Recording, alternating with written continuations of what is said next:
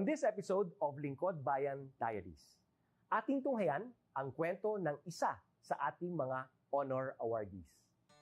To be a CSC Pag-asa Group Awardee is such an honor. Hindi namin siya inasahan, so we just wanted to put names on the innovations na naibigay namin sa Davao de Oro. Ako po si Joycel R.O.D., Provincial ICT Officer ng Provincial Government of Davao de Oro, Team Leader ng eGov Technical Team. I'm George Danhil M. Duran, Computer Programmer 3. Ako po si Mr. Wilfredo M. Galagala, Information Technology Officer 2. Ako po si Antonio Isimini, Information Technology Officer 2. Ako po si Antonio Salarda Jr., Computer Maintenance Technologist 2. Kay eGov Technical Team are employees of the Provincial ICT Office of the Provincial Government of Davao de Oro. So kami yung gumagawa ng mga systems and innovations and nagsusupport din sa mga na-implement na mga systems sa iba't ibang departamento ng probinsya. Marami kaming projects, actually our systems number up to 40. Especially during the pandemic, so doon talaga nakita on how useful ICT was. During that time, challenge talaga yung team to produce projects to sustain yung online na operations. So on our part, we tried exploring open source technology. Tapos marami kaming ina-explore na networks. So first yung system is yung CallDedoc. It's a teleconsulting system na na-implement during the COVID. When the OPD services, yung outpatient department services were stopped, nag-resort to teleconsulting. Another project mentioned is yung COVID testing information system. So just like any typical molecular laboratory na systems, ito ay data bank ng mga specimens na tinitest, tapos nagbibigay yung system ng result ng mga test. During pandemic, nagamit talaga siya kasi kailangan validated yung result, so QR coded yung aming test result. Isang very challenging project namin is yung household profiling and needs assessment. So kailangan merong list ng mga possible recipients ng bigas, and then wala kaming updated list nun. So kailangan in 1 month's time makaproduce kami ng system kasi magro-roll out ng survey sa buong probinsya. Nag-try akong mag-tap sa isang UN organization, yung UNDP. Tapos, nag-request ako kung pwede ba kaming turuan on how to do survey using Kobo Collect. And we were blessed, kahit wala kaming formal agreement, no monetary considerations, tinuruan nila kami. And in 1 month's time, na-produce namin yung app. And then after that, dire-diretso na po. Hindi rin namin ma-imagine na in 6 months' time, nakandak yung survey using employees only of the provincial government. So, nakamobilize kami ng mga 200 plus enumerators. Talagang nilibot yung entire province, 236 barangays, bahay-bahay yan. Tapos, nakuha namin yung data with maps. Na mapping namin yung mga households. So, I'm very appreciated po yung output ng systems. Kami nasa LGU, na-feel namin yung need na dapat ma-institutionalize yung ICT departments. Nasa digital age na tayo, so hindi pwedeng hindi tayo mag-upgrade or mag-adapt ng ICT. So basically, yung ICT, nagagamit siya para ma-optimize yung ating mga processes. Aside from that, yung interconnectivity, interoperability ng different offices, napapadali yun through ICT. So, talagang dapat i-leverage yung ICT ng any organization, not just the government. Kung mapansin nyo, lahat ng developed countries is naka-leverage talaga sila sa ICT. Maraming magaling sa Philippines, medyo may problema lang tayo dun sa interconnectivity and interoperability kasi parang nangyari, parang kanya-kanya yung mga LGUs, kanya-kanyang innovations. And if you can see from the national, paiba-iba yung mga systems hanggang dun sa baba. So, yun din isa sa panawagan namin, sana magkaroon ng uniform na standards and protocols in developing systems para hindi masayang yung mga efforts ng mga nasa baba. Okay, my message to my fellow public servants, so let us continue to be a gift. Di ba, pag gift ka, maganda ka, mapapasaya mo yung recipient, kay magiging useful ka sa recipient. So, isa lang yun sa palagi kong isinasa puso. No? Continue to adapt to the change, especially in ICT innovation. Even though marami tayong challenges na related to it, just continue to adapt to the ever-changing progress in technology. Kaya ang masabi ko lang sa mga kawani ng gobyerno, kung trabaho tayo, gawin natin talaga yung nasa puso natin. Gawin mo lang ang dapat mong gawin upang kung ano mang gusto mong maitulong para sa bayan. Na patuloy lang natin ang ating mga mabubuting gawain sa gobyerno para sa ating mga kababayang Pilipino. Kami ang EGOV Technical Team ng Davao de Oro at ito ang aming kwentong lingkod bayani.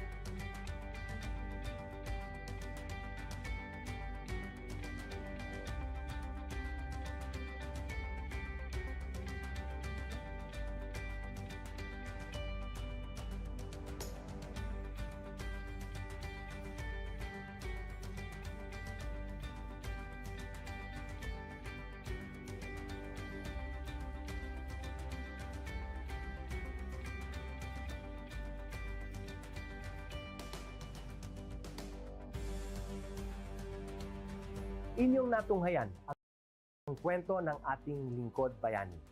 Kung ikaw ay may kilalang lingkod bayani, maaari siyang in-honor awards program ng Civil Service Commission.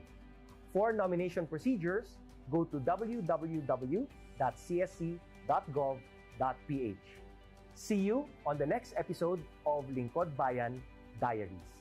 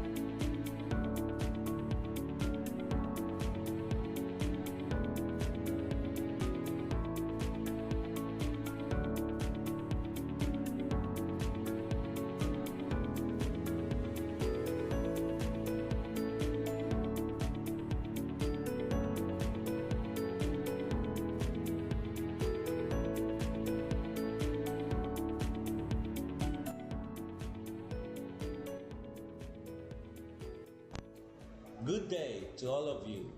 On behalf of the University Registrar's Office, I welcome everyone warmly. As the head of this esteemed institution, I am privileged to introduce our office and share the valuable services we provide. The University Registrar's Office serves as the administrative heart of our university, functioning as a central hub for academic records, student enrollment, and course registration.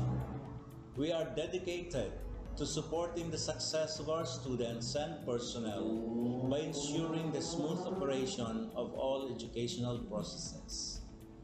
Our mission as an academic unit, the University Registrar's Office, will be taking care of the enrollment, graduation, and records management as it takes custody of academic records of all graduates and the issuance of official academic documents of students and graduates. Whether you are a current student, a prospective applicant, a faculty member, or an alumnus, our dedicated team is here to assist you. From guiding you through the enrollment process to helping you access and maintain your academic records, we are committed to providing exceptional service with efficiency and professionalism. In addition to our core responsibilities, we are continually strive to improve our services by embracing technological advancements and streamlining our operations. We aim to enhance accessibility, transparency, and convenience for all clients, allowing you to focus on what matters most, your education and intellectual growth.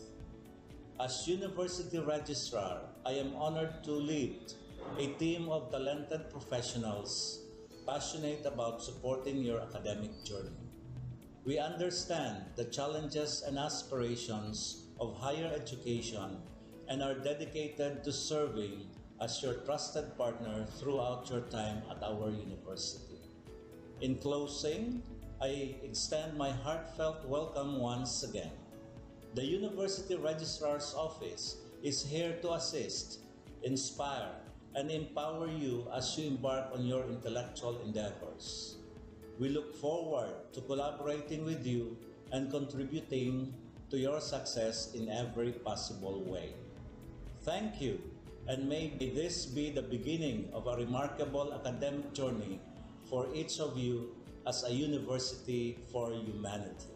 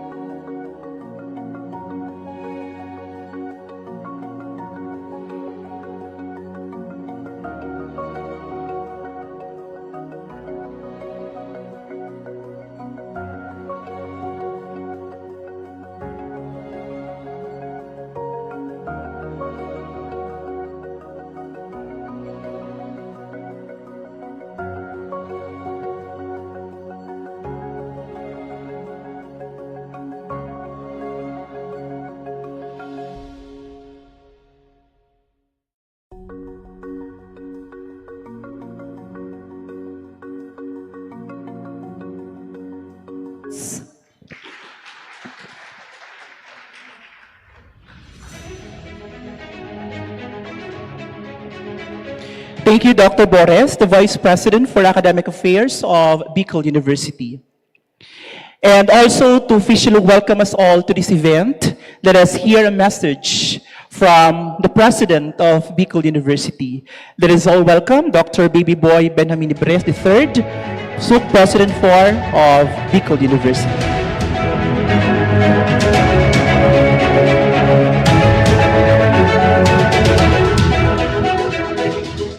Thank you very much, Ed.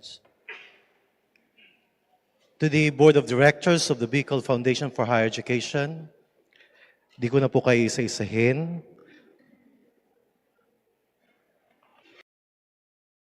To our friends and partners from the Commission on Higher Education, Dr. Rachel Cass and Dr. Jean Go, officers, members of BFHE, fellow presidents, administrators, special mention to one of my mentor, Dr. Susana Cabredo, the Vice President for Academic Affairs of UST, Legazpi. And to each and everyone, sa roong maimbong na aga po sa Indugabos. Welcome and thank you for your wonderful presence that adds depth and color to our assembly. It is a great honor and privilege that I address you today to celebrate our collective achievements and reaffirm our commitment in advancing higher education in the Bicol region. As we reflect on our continuing journey, we can truly see the fruits of our labor in the form of empowered students, innovative research, and a community united in pursuit of knowledge and quality education in the region. With these achievements, we know that our respective institutions will forever be bound to honor our responsibilities and strive for better opportunities. After all, we stand always at the crossroad of opportunity and responsibility.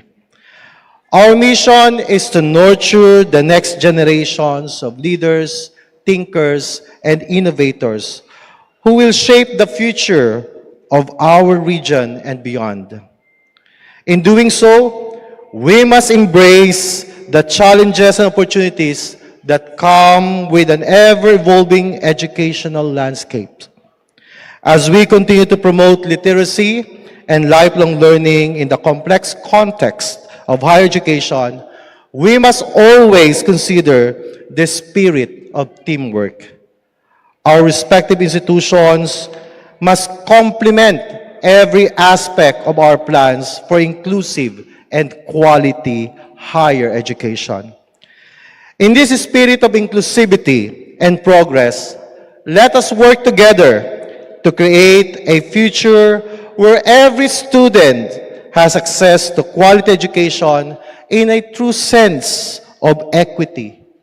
Let us foster an environment where innovation and creativity thrive and where educators are empowered to inspire and guide their students to reach their fullest potentials.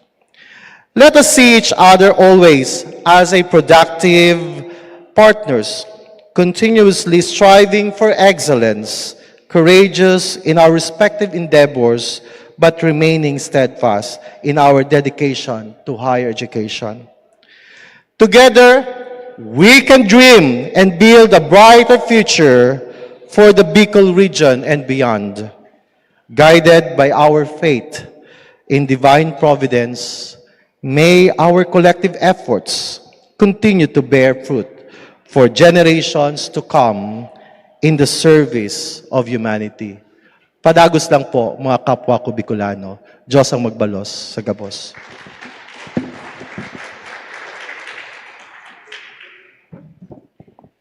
Thank you so much, Dr. Ibres, for the welcome message.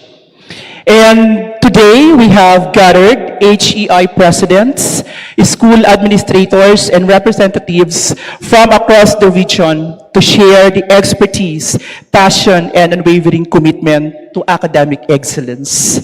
At this juncture, friends, I will be presenting the participants. As of 9:30, there are 28 HEIs. Okay, palakpakan po natin. So it's overwhelming number of HEI today. So if I call your institution, please rise for you to be recognized. Okay, so start with, let us welcome the deans and directors of the Bicol University. Palakpakan po natin. We also have here representative from Tiwi Community College. Palakpakan po natin. Yan. Catanduanes State University. Welcome to Bicol University. From Polytechnic Institute of Tabaco. Palakpakan po natin. Also welcome to BU. We also have representative from Daniel B. Peña Memorial College Foundation of Tabaco City. Sir, thank you and welcome. From Pulangi Community College. Yan. From Mariners Polytechnic Colleges Foundation, Legazpi City. From Divine Word College of Legazpi. Palakpakan po natin. Yan, medyo madami-dami ang from Divine. From University of Santo Tomas, Legazpi City. Yan, isang masigabong palakpakan for UST. We also have representatives from Southern Luzon Technological College Foundation Incorporated, Legazpi City. Welcome, ma'am. From Bicol College. Palakpakan po natin. Wow, medyo madami-dami rin ang from Bicol College. From Tanchuling College. We also have representative from Computer Arts and Technology College. The faculty, and of course, headed by the Dean of the Bicol University College of Social Sciences and Philosophy. Palakpakan po natin.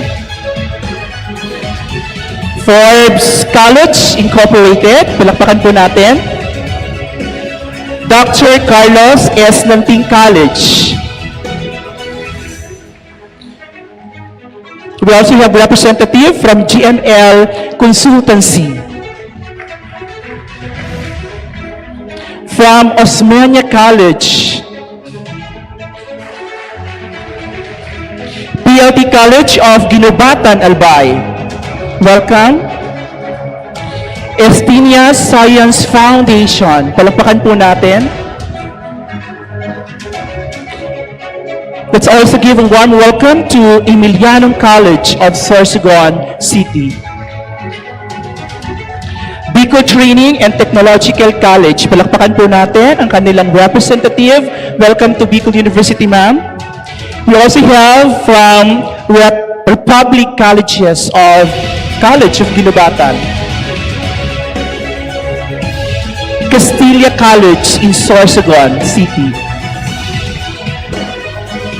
We also have the president of the Camarines Sur Polytechnic College. Palakpakan po natin. Welcome, sir, to Bicol University. We also have representative from Ligao Community College. SL Piuduran.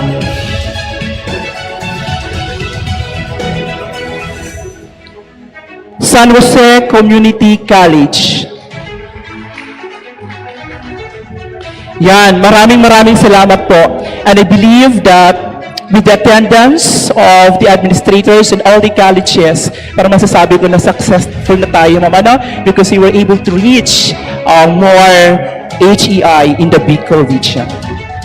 Now, ladies and gentlemen, this roadshow was strategically designed to cover 3 areas, ensuring that the Bicol Foundation for Higher Education reaches all 5 provinces of the Bicol region. On March 11, 2025, the BFHE Roadshow was first held at Sorsogon State University, engaging HEI from Sorsogon and Masbate. The second leg took place on March 18, 2025 at Ateneo Dinaga University, connecting with institutions from Camarines Sur and Camarines Norte. And today, as we conclude this journey, we extend our reach in the provinces of Albay and Catanduanes. Now, to give you a glimpse of our previous session, we now present you a video showcasing the highlights of March 18, 2025 Academic Roadshow at Ateneo Dinaga University. Let's all watch this.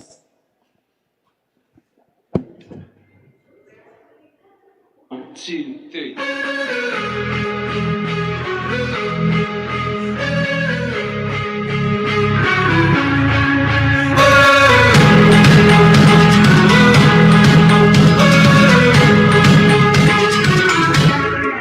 I've seen this perfect picture in my head, and after driving all night, now here it is. I can finally feel the sun kissing my skin, and I just wanna take it in. Yeah, I just wanna take it in. Breathing in and out. This is what it's all about. These are the moments we live for. Once in a lifetime, everything we want and more. This is the start of a new day, the good life. These are the moments we live for.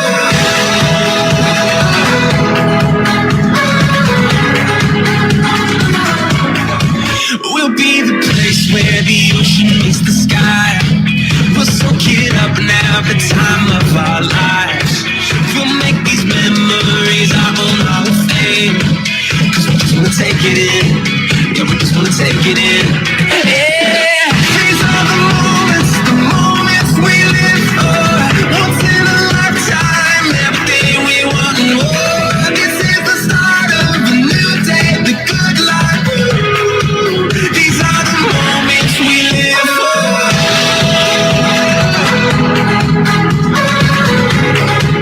These are the moments we live for.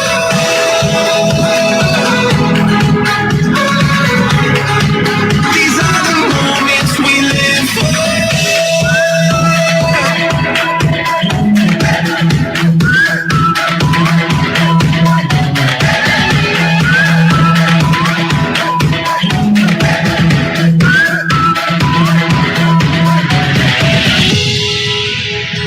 Breathe it in and out. This is what life's all about. Yeah, breathe it in and out. This is what it's all about. These are the moments we live for. Once in a lifetime, everything we want and more. This is the start of a new day, the good life. These are the moments we live for. These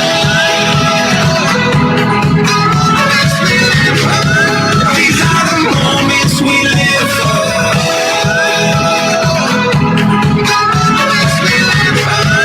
These are the moments we live for.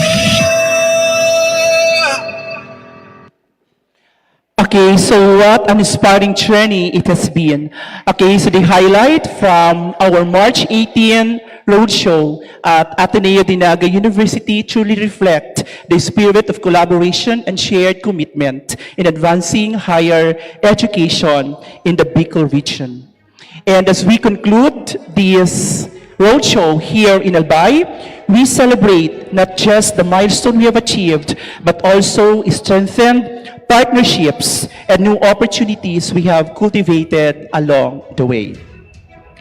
Okay, so now we are ready to listen to the first topic, which is titled Higher Education, Advancing Higher Education in the Bicol Region, Challenges and Opportunities. So may I have the opportunity to introduce Dr. Carol Mark Yee.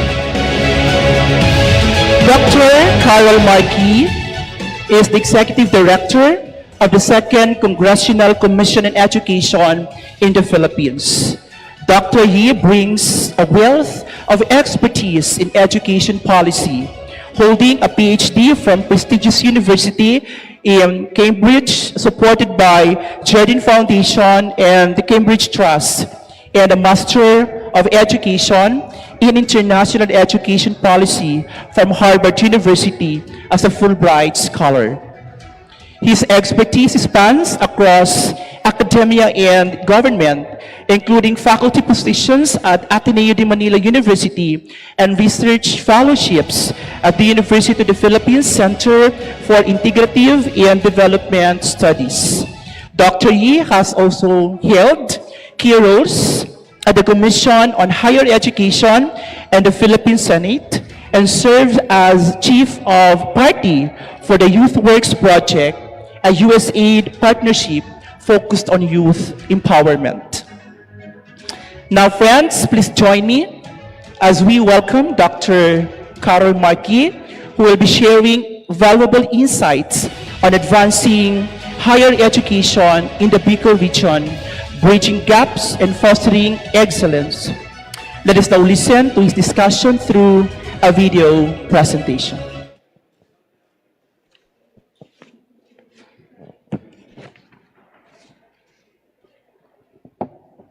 Good morning, everyone. Magandang umaga po sa lahat ng members ng Bicol Foundation for Higher Education. Also, thank you to Dr. Fela Raya and to Father Aridi for the invitation to discuss with you the findings of EDCOM. Initially, I really wanted to be present to be able to converse with you and to find out more about the situation in Bicol. But because of last-minute meetings, I apologize that I'm unable to join personally. But I'm still very glad to have this opportunity to share the findings of EDCOM because really at the end of the day, napakalaki po ng role ng higher education institutions in really helping our country address our learning crisis. As some of you might know, the Second Congressional Commission on Education was established by law in 2022, and our mandate is to conduct a comprehensive assessment and evaluation of the Philippine education sector. It's really trying to understand and to diagnose the problems that really impede our learners from being able to succeed in school. And our mandate is for 3 years, from 2023 to 2025, so it is our last and final year. And by the end of this year, we are going to put together our final findings and recommendations to transform Philippine education and hopefully to build a system that actually supports quality education. It is called the Second Congressional Commission on Education because there was a first EDCOM in 1991, which was the one behind the trifocalization of then the Department of Education, Culture, and Sports to create DepEd, CHED, TESDA, as well as other initiatives such as the licensure examination for teachers, among others. Because we are a congressional commission, we are composed of legislators, and our co-chairs are Senators Win Gatchalian and Senator Alan Cayetano from the side of the Senate. And in the House, it is Cong Roman Romulo and Congressman Mark Poe. Of course, we are joined by other esteemed legislators who have long devoted their time and their energies towards education reform. And dati po kasama rin natin si Senator Sonny Angara and Congressman Kiko Benitez, who are now both respectively Secretaries of DepEd and TESDA. SP Cheese Escudero, also from Bicol, also used to be our co-chair in the higher education. In terms of our work, we have published the Year 1 report, and the title was Miseducation, the Failed System of Philippine Education. And in Year 2, just this January, we published Fixing the Foundations, a Matter of National Survival. By November this year, we are committed to publishing the final EDCOM report, which includes the National Integrated Education and Workforce Development Plan to lay out a 10-year strategy to averting the learning crisis and improving education quality in our country. Last year, it was miseducation because our findings showed us that while our agencies worked on their own and worked very hard to achieve their respective mandates, there was really very little coordination. Ang dami-daming issues such as nutrition, early childhood education that had to be addressed by multiple education agencies together. For example, ECCD Council with DepEd and CHED, or DepEd and CHED when it comes to guidance counselors because of our bullying issues. But we found that this did not always happen, that coordination was lacking, and that we were developing education that was just very single or very focused on the sub-levels of education, but not coherent and integrated. This year, it was really about fixing the foundations because we realized that even if we try to do everything, if the foundations of the child from 0 to 8 years old is weak, then there is very little that we could achieve. Nakita po natin the precursor really to EDCOM 2 was the findings of PISA, that we were at the bottom of all participating countries when it comes to reading, math, and science. And this pertained to grade 10. During that time, the World Bank also published studies about learning poverty and how that there was a 5.5-year learning gap for Filipino students. CPLM was also released, a study here in Southeast Asia, which showed that 1 in 10 Filipino students could not read. And then in the TIMSS, or the Assessment for Science and Math, our students, our country, ranked the last among 58 participating countries. Pero na-realize po natin that while all of these were happening in later grades, a lot of it roots in the early years of a child from 0 to 8. That is why in the Year 2 report, we called on all legislators, policymakers, DepEd, CHED, and TESDA, and all our stakeholders in education that really we should focus on 3 things. Early childhood education from 0 to 4, nutrition to make sure that we lessen and address our stunting rates, and then to achieve literacy and numeracy by key stage 1, or that by the end of grade 3, all Filipino students should be literate. Of course, alam natin for the last item, you require several reforms to happen and to succeed. Among them, teacher quality, having school principals, addressing bullying, as well as learning resources. This is the finding that we had from UNICEF. It's a forthcoming study that will be published, but what we found was that Filipino students were already lagging behind by the time they reached grade 3. What did they find? They found that prior to the pandemic, most Filipino students were 1 to 2 years behind curriculum expectations. It means grade 3 sila, pero yung kaya nilang gawin, grade 2 or grade 1 level. But after the pandemic, the study also found that this widened even further to 2 to 3 years, meaning to say you could be kinder level, but actually what you know is grade 3 level, but actually what you know is kinder level. And this really affects all later learning, which is why in the national learning camps, when we visited the students doing the intervention camps, a lot of them were struggling with basic multiplication, division, subtraction even. And so this really hampered the ability of many of our students to absorb lessons in later years of school. In literacy, for example, when we looked at the CARLA, which I think has been rolled out in the entire Region 5 already, in fact, 90% of all DepEd divisions have participated. 48% of our grade 3 students are not grade level ready. They have difficulty in decoding simple words, maybe 3 of 10 of what is maybe presented to them, and they are really struggling when it comes to comprehending ideas. When it comes to Region 5 specifically, we tried to compare, and about 83% of students from grades 1 to 3 in your region are not reading at the right level. This is where we are today. In fact, if you look at the CARLA dashboard, and you can just Google this, you will find how exactly divisions and provinces in your region are doing. This is, I think, a very critical data point that would be the basis of probable interventions that you could initiate in your communities.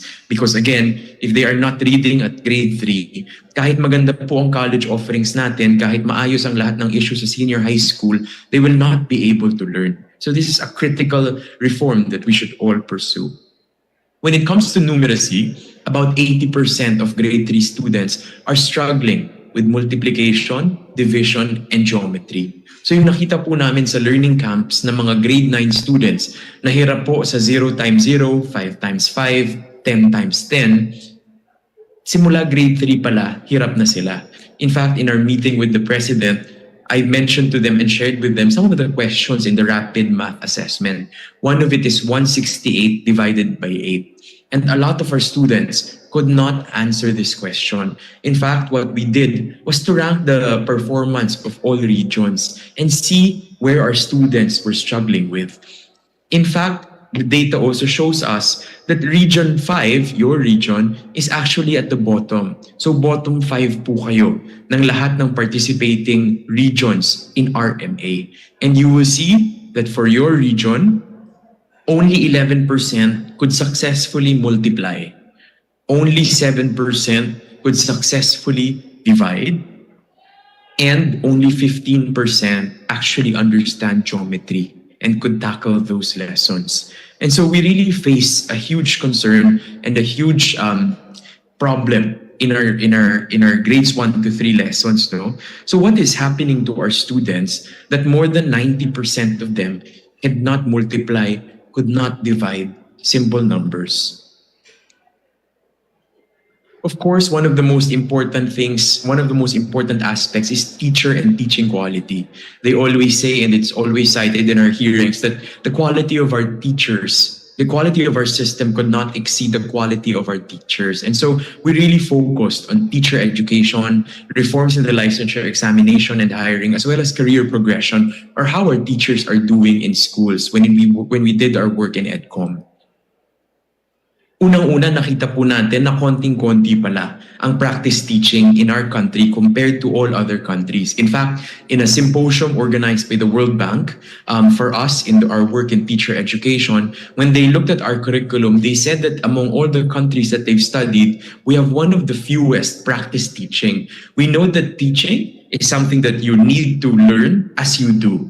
And that if you just keep studying lessons but don't have time to practice it, then you really are unable to hone the craft. And in our curriculum, as most of you would know, as HEIs, talagang nasa last year lang yung ating practice teaching. In other countries, in the best performing education systems, from first year college pa lang, nagsisimula na sila na nagkakaroon ng responsibilities in practice teaching. We need to review and reform our teacher education curriculum to have more practice units, because if we don't do this, they are not usually ready to the rigors and the demands of actual classroom work. The second is that we found reduced expertise in the teacher education curriculum for specific subjects. In the graph that we are showing, for example, you will see that from 2004 to 2017, or the two last reforms of teacher education, yung dati pong 12 units natin for science, for math, and English was reduced significantly to 6, 6, and 6. So napakalaki po ng nabawas sa content knowledge ng ating teacher educators, which is not surprising when we see the data about our teachers today. In a survey done by the World Bank and RITQ among all of our teachers, they found that the content knowledge of our teachers were only similar to what our students actually knew at the grade level they were teaching. Napakababa po, about 30 to 50% of content knowledge of the lessons they are teaching themselves. And so we are facing a huge challenge in terms of making sure that we have the right teachers teaching the subjects. We also find a lot of constraints when it comes to the licensure examination. This was born out of the first law on the Teacher Professionalization Act of 1994, which was recommended by the first EDCOM. But what we found was that even if we already changed curriculum multiple times since 1994, the licensure examinations have not really changed. This is why we are seeing that Bachelor of Early Childhood Education graduates would be forced to take elementary education. Graduates of education with major in music education, arts and culture, and PE will have to be forced to take the secondary LEP in MAPE. And kitang-kita po natin na napakalayo ng resulta ng kanilang performance. On average, other majors would score about 62.9%. Sila po 34.1%. Because iba po yung tinuturo sa school, sa mga universities natin, at iba rin yung laman ng test ng PRC. So a lot of them are really unable to successfully hurdle the licensure exams, and iba pa po yung challenges natin pag sa pagtuturo. Kasi hindi naman siya magaling talaga sa lahat ng yun, pero napipilitan siya, lalo na sa ating mga public schools, na magturo ng 3 lessons na yun kahit na ang kaalaman talaga niya ay sa music. So imagine a violinist or a pianist or a music major teaching arnis, teaching basketball, teaching volleyball. So syempre po, mahirap yun. This is why we are pushing amendments to RA 7836 or the Teacher Professionalization Act. This has already passed the House. Sa Senate po, ongoing yung hearings under the subcommittee formed by Senator Win Gatchalian. And what we are pushing for is that there should be no difference in terms of what is tested and what is taught in our universities. We're also asking that there be increased transparency in the results and in the examinations. Dapat po publicly i-release yung mga examinations kasi hindi naman po yun unique. In other board exams, nire-release po talaga yung kanilang mga exam para naaaral natin, nakikita ano bang kalidad ng ating examination. Sa atin po, hindi. Sa results din po, we are saying that PRC and CHED should publicly post and make available to all stakeholders the performance of our students and our teacher education institutions. We would also like that the qualifications and membership of the board be reviewed because it should also evolve with the changing demands of education in the Philippines. We also found in our research in EDCOM that 62% of our high school teachers are handling subjects they did not major in college. For example po sa sciences, 50% ng science teachers sa ating public schools, ang inaral po nila hindi talaga science. Ang kinakwento ko nga po minsan in my other consultations with schools, when I ask them, so sino pong pinagtuturo nyo ng edukasyon sa pagpapakatao? Kasi wala naman talagang masyadong nag-graduate na yun ang major or expertise.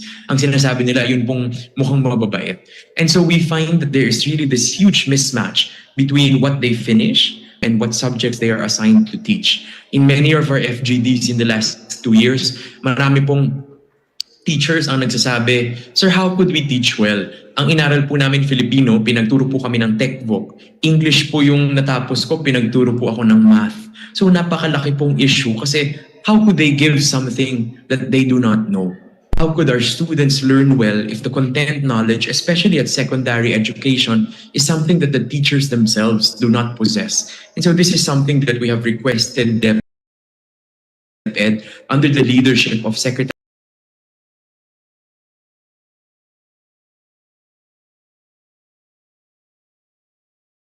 Angara to really look into, to figure out how we could make sure that one, DepEd hires the right teachers given the vacancies that they actually have, and the second is to build greater links between the Department of Education and their division offices as well as teacher education institutions.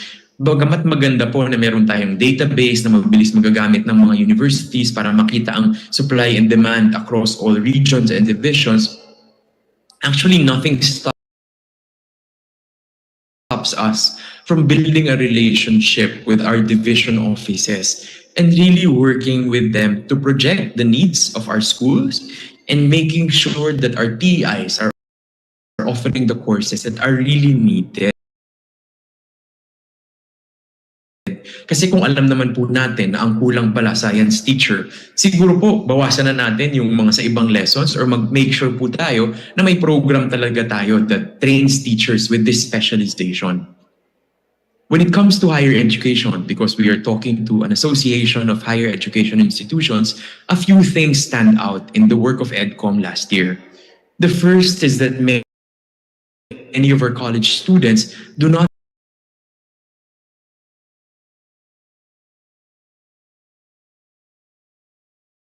actually finish. When we check the data sa Bicol po, participation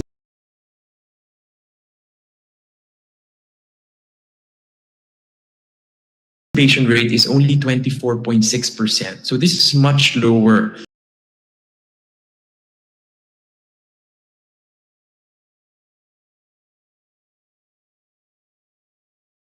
than the national average. But attrition rate is at 37%. So, napakataas po ng hindi nagtatapos. So, kung konti na nga yung nakakapagsimula, mas konti pa yung nakakapagtapos. I guess yung challenge po natin sa mga universities is to ask ourselves and to find out from our students what are the characteristics that disable them from participating? What are the reasons why they drop out?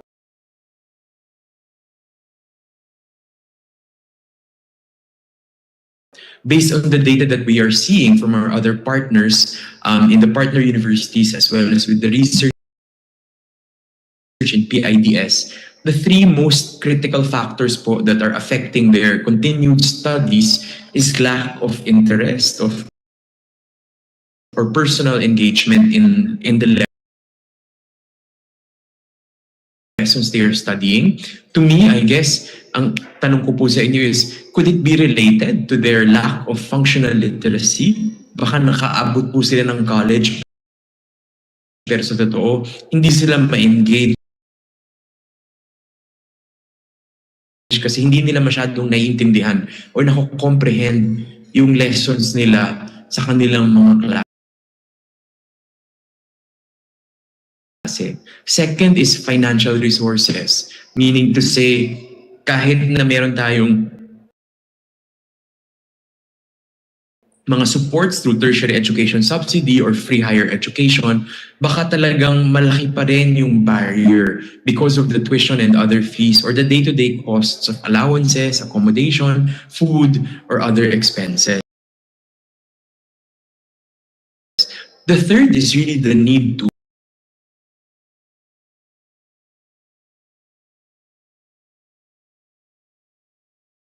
work. Kasi alam po natin, yung number of part-time students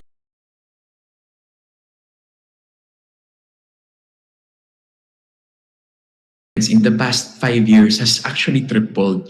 And so the need to work, so they want to study, but they also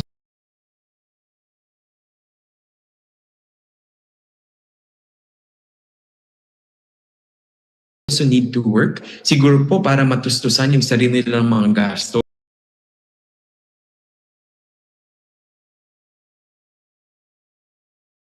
Or also to help their families, because we've seen that a lot of our youth contribute to the expenses of their parents or their households. Baka po siguro ang tanong doon is,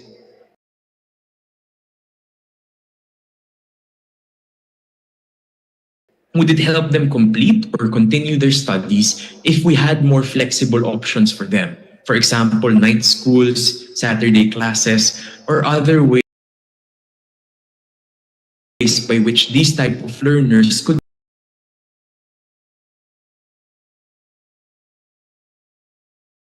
be accommodated so that they don't have to always drop out. The other question that we kept asking CHED and we are coordinating for details is, at what point do most of them drop out? Sa second year po ba yan? Sa first year? Sa third year? Because the question we are trying to qualifications. So either we make it micro-credentials or we use with them and take as a qualification. We're also looking at the possibility of maybe diplomas or associate degrees so that they could stack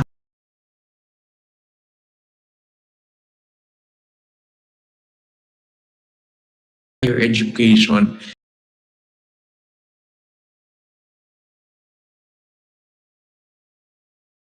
and be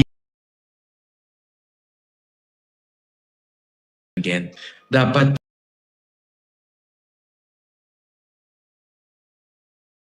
po sana the doors of our universities and educational institutions are always open to these learners as lifelong learners, that they can study now, they might need to work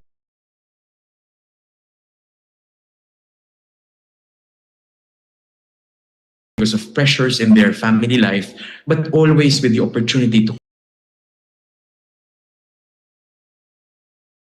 come back and pick up where they left off, building on whatever they have learned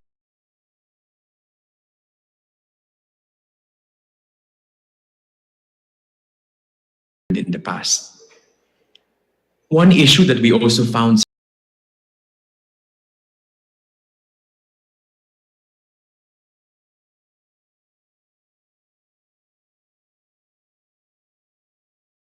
first year, and gratefully po through the support of Chair Popo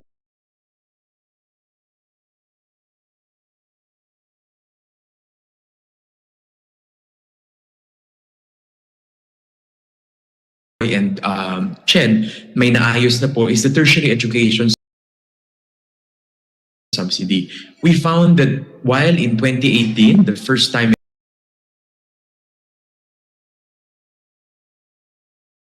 was implemented, a large chunk, or about 70%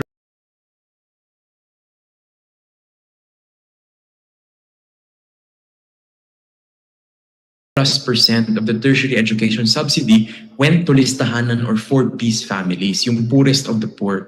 But what we saw was that by 2023, talagang bumagsak bumagsak po yung proportion na napunta sa poorest of the poor. Instead, dumami po yung grants and karamihan ng pondo for TES that went to PNSL grantees or yung those studying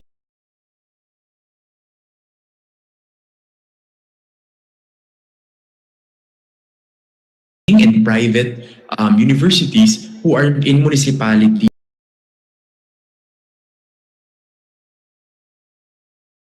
without souks and looks. The challenge here is that it seems to be the case that they were able to ease out or na-marginalize po yung poorest of the poor. Ang nangyari, kakarampot na lang po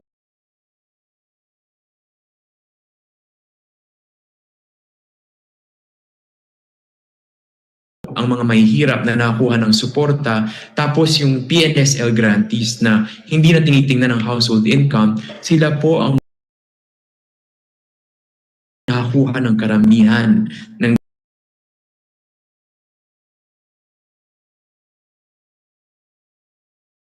grants meant to be for the poorest of the poor. We worked with CHED and Unifast in amending these guidelines, and so we are gratefully seeing improvements. In fact, in 23 and 2024, we find that there are now 27% of 4-piece grantees receiving the tertiary education subsidy, which is a truly welcome development.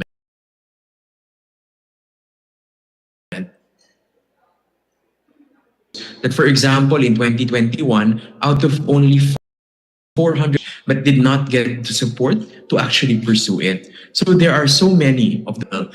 One, is it possible to make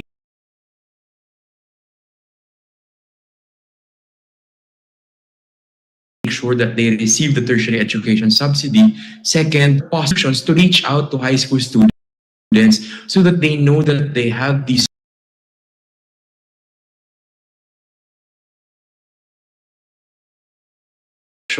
and also that they know that there are these programs, institutions that they could attend. Kasi marami po sa kanila takot mag-college kasi baka iniisip nila hindi talaga nila kayanin. But I know that a lot of you actually have either affirmative action policies, bridging programs for those disadvantaged students, or also provide your own scholarships. I think the data that we have studied shows us that it is critical to reach out to them as early as high school so that they would actually pursue these opportunities. So maybe one thing to consider in our work towards improving equity and access in higher education. The other thing that we are trying to push for is to restore the amounts of the TES subsidy back to 60,000. Alam po natin na dati po siyang 60,000, naging 10,000. But when we look at the data, if you actually reduce it to 10,000, this would effectively limit our TES grantees just to 5 courses because on average, these are lang po, elementary education, technology and livelihood education, criminology, industrial technology, and TVET education. So our question to our policymakers is, what do we really want to achieve? What do we want for both our poorest of the poor as we give them opportunities to college, and also what do we need as a country? And also what do you need in your regions? Kasi po, maganda kung ang kulang talaga sa atin is TLE teachers or criminology. Pero what if ang kailangan pala natin is mga nurse? Kung ang kulang pala sa atin ay accountants, alam natin malaki po yung kakulangan natin sa SPED, malaki ang kakulangan ng guidance counselors. So how do you support all of these other needs and gaps? This is why we are pushing for amendments and gratefully the President so that hopefully by June, mapasa po yung amendments to RA 109 tertiary education subsidy, just conditional on successfully completing high school and gaining admission in a CHED-recognized higher education institution. This gives them the liberty of choice of institution, of program, and assures them early on that they will do. This is based on many of our consultations and also our us to improve equity in education in the Philippines. Know about tertiary education. Unang-una, college diploma is still very valuable. We still have the highest returns to education is after graduation, but this is declining already. So dati po, mas mataas pa. Bumababa na po siya ngayon, and baka in a few years, talagang patuloy po siyang bumaba. 97.5% returns compared to an average of 63.2% in other developing countries. But we also know na yung returns to education natin differ significantly by sector of employment and by gender. Females who proceed to service sector jobs, talaga pong ang laki na po ng binaba in terms of what they could earn, are still earning a lot more. And so siguro po ang insight sa atin bilang higher have opportunities to have gainful employment para po paglabas nila, hindi sila support their families with and also support need to pursue a diversification our universities could consider. Sa mga po natin that this really differs greatly by industry. We see that the data shows us that there is no difference in terms of what you could earn after.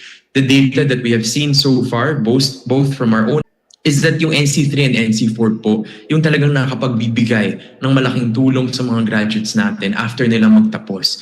Kasi dumudoble rin po yung kita nila pag natapos po nila ay NC3 or NC4.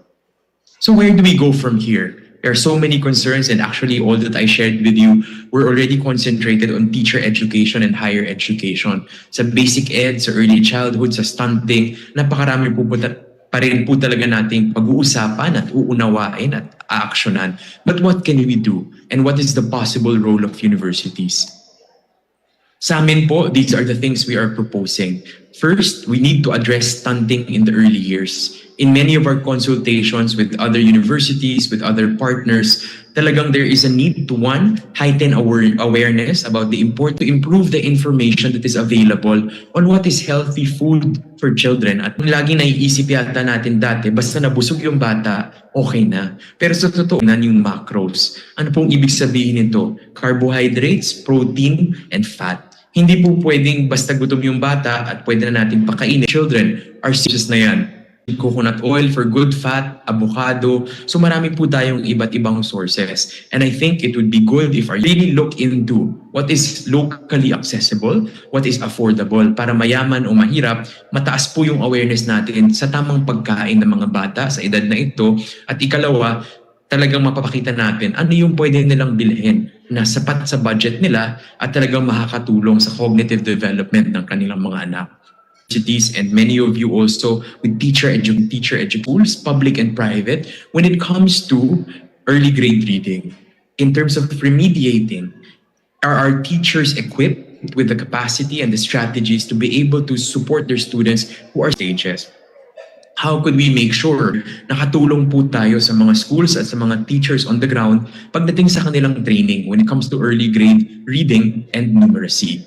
The third is addressing school congestion, and I think it's very welcome that the President also supported our request that we prioritize the law or the bill that will legislate the expansion of the voucher programs. Nakikita po natin that overall, nationally, the private schools could accommodate 22% of the I-learners of DepEd schools, meaning to say, yung mga estudyante po sa DepEd schools na hindi masyadong ma-accommodate or kulang na sa serbisyo or upuan, pwedeng i-absorb sana ng mga private schools. So we could do this already for some of the grade levels, but not yet for the earlier years. So our request siguro po is, as early as now, be proactive, figure out how we could possibly work together, public and education teaching. This is for our child development centers 0 to 4. Sana po, if you have the capacity, you also look into the possibility of offering those programs.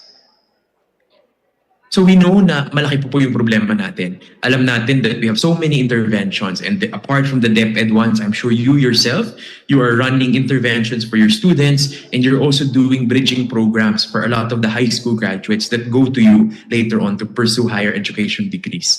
But what we know also is that there is one way by which we could reduce our firefighting. Kasi ngayon po, lagi tayong naghahabol. Lagi tayong nagre-resolve ng mga issues as they arise. Tapos napakalawak po ng kailangan nating needs when it comes to remediation and resolving all of these issues that have accumulated for the past 30 years. But we know that one thing will allow us to actually be on the offensive and be proactive in ensuring that later on future generations will no longer face this same issue. And this is really three things which I shared already in the beginning of our presentation. One, nutrition in the first 1,000 days. Second, improved access to early childhood education. And third, mastery of foundational skills by grade 3.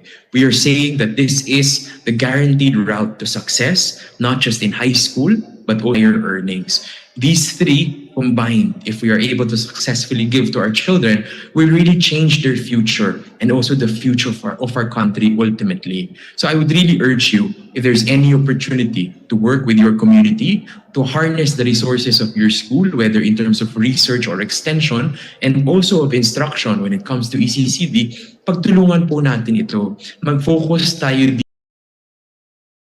dito, isang package kaysa hiwa-hiwa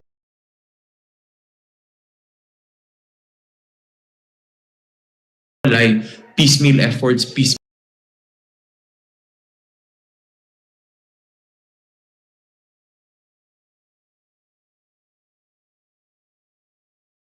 reforms kasi po dito we will make the most important, urgent, and enduring difference in the lives of our children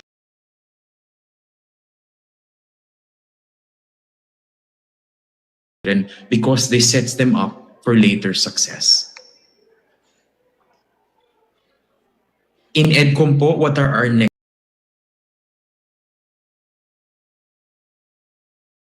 steps? We are finalizing our consultations and site visits until May of this year. And by the end of this year, we will release a national education and workforce development plan together with the EDCOM final report. Hopefully at that point, we will be able to provide a clear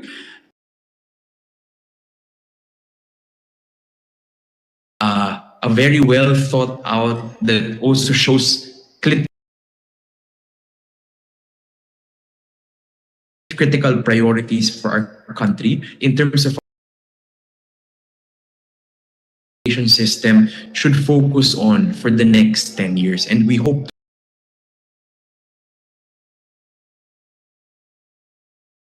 to share that with you so that we could all do our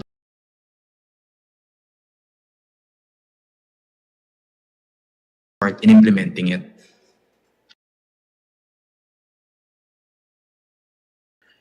But while we are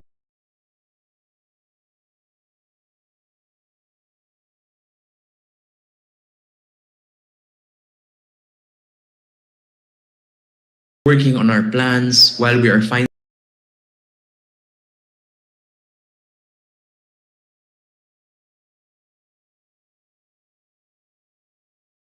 the studies, while we are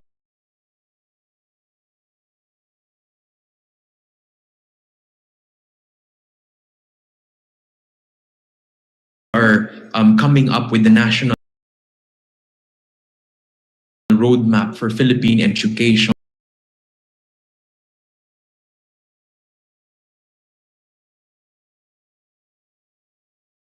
we all have a role to play in this learning crisis. Really explore what can you do in terms of instruction,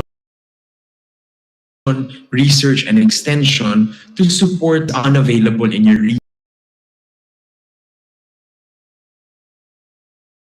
region or province. For example, guidance counseling or early childhood education.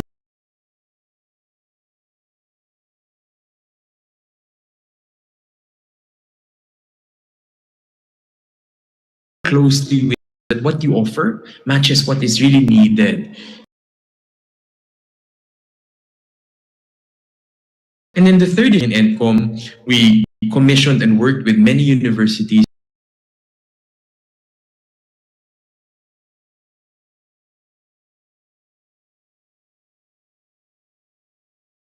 different facets of Philippine education.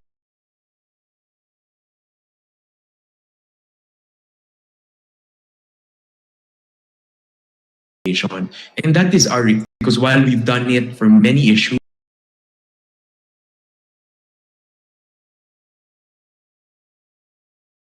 sometimes it is very critical to have a regional lens in terms of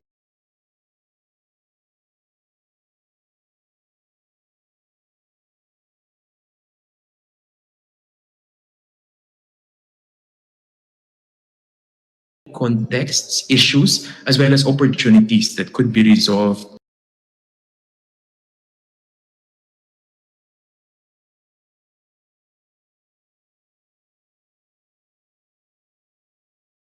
to address learning crisis in your region. So our request is maybe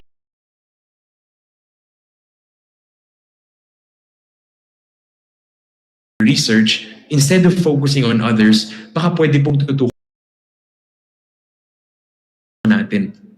What is the nutrition context? What are the persistent challenges in nutrition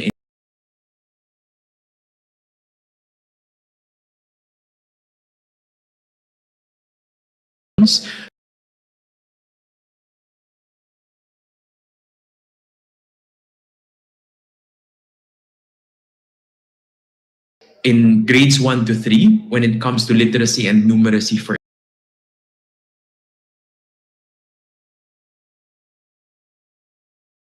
example? How are you constantly affected by typhoons and climate? What has been attempted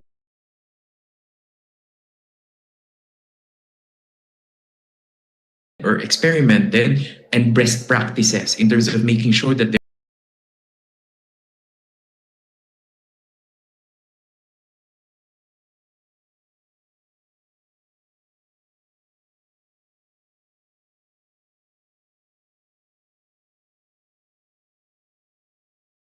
is learning continuity despite the many disruptions to school.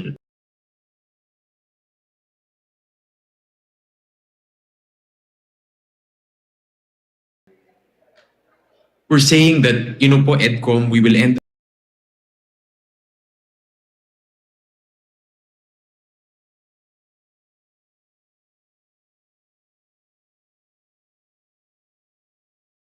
our work by the end of this year. But the work is really long-term.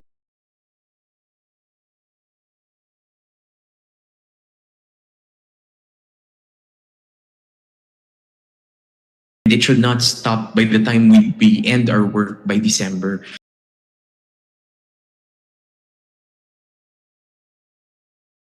Because the work is long-term, the kinder students that started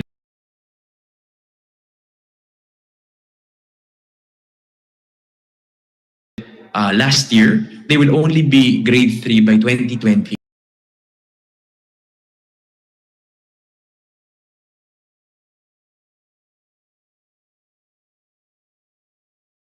So we have 3 years to be to work hard and to be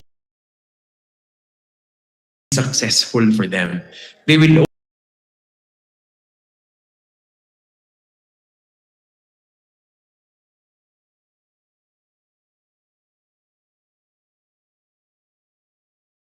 colleges and universities by 2041. We cannot drop the ball at any point. Both government, schools, higher education institutions, civil society organizations, teachers, parents, parishes, because this is something we can no longer afford to evade. The problem is in front of us. Now that we understand the problem that we are facing, I think it is our responsibility to respond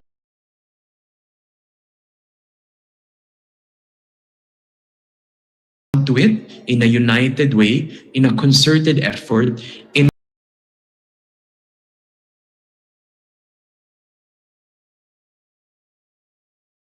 one that really focuses on the foundation so that we set our students for later success.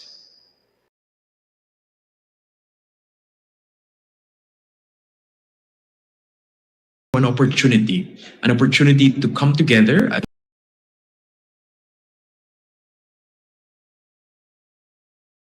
universities, as an education sector, to rebuild and to create an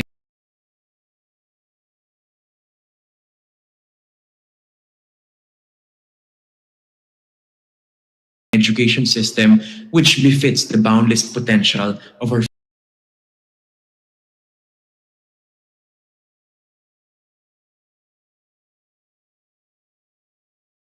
Filipino people. Maraming salamat po. I hope you found this talk meaningful, and I hope that we are able to work together in the next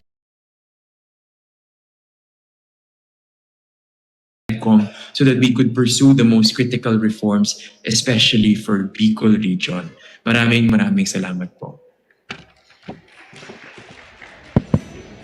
Okay, so that was Dr. Carol Markey of the EDCOM 2 Executive.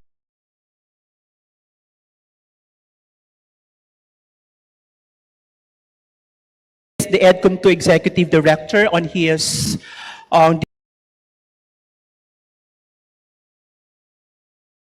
discussion on advancing higher education in the Bicol region, challenges and opportunity. Okay, so based on the presentation, it was revealed that the Philippine education is actually has issues and concerns, and he presented alarming data on the literary crisis in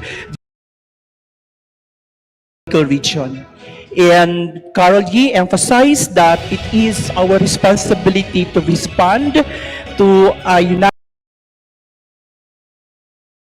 and concerted effort. And he also emphasized that by prioritizing foundational learning, teacher development, and institutional alignment, the education sector aims to rebuild a system that empowers Filipino students and secures a brighter future for the next generation. Okay, so before we have the next speaker this morning, we will have first an intermission number. But before we welcome back our performers, I would like to take this opportunity to welcome some of our guests. Okay, and participants. Palakpakan po natin ang participants from Lanting Kasaol. Palakpakan po natin. We also have representatives from the Bicol University Tabaco Campus. Palakpakan po natin ang faculty from Tabaco Campus, from the University of St. Anthony. Okay, USANT, and we are also graced today with the presence of the President of Sorsogon State University, Dr. Geraldine De Jesus. And now, ladies and gentlemen, to have an intermission number that is a welcome back on stage, the Magayong Dancers, Cuerdas Operandi, Tanghalang Biungwenyo, and the Bicol University Chorale.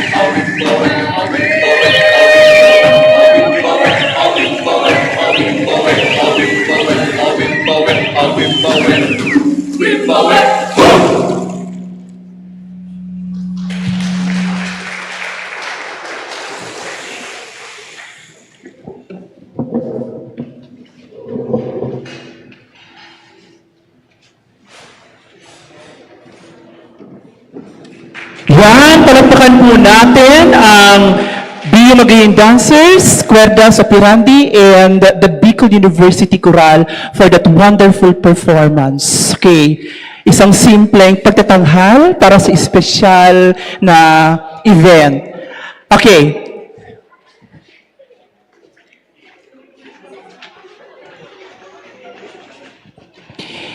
And I believe that they will be back in the afternoon for more performances like this.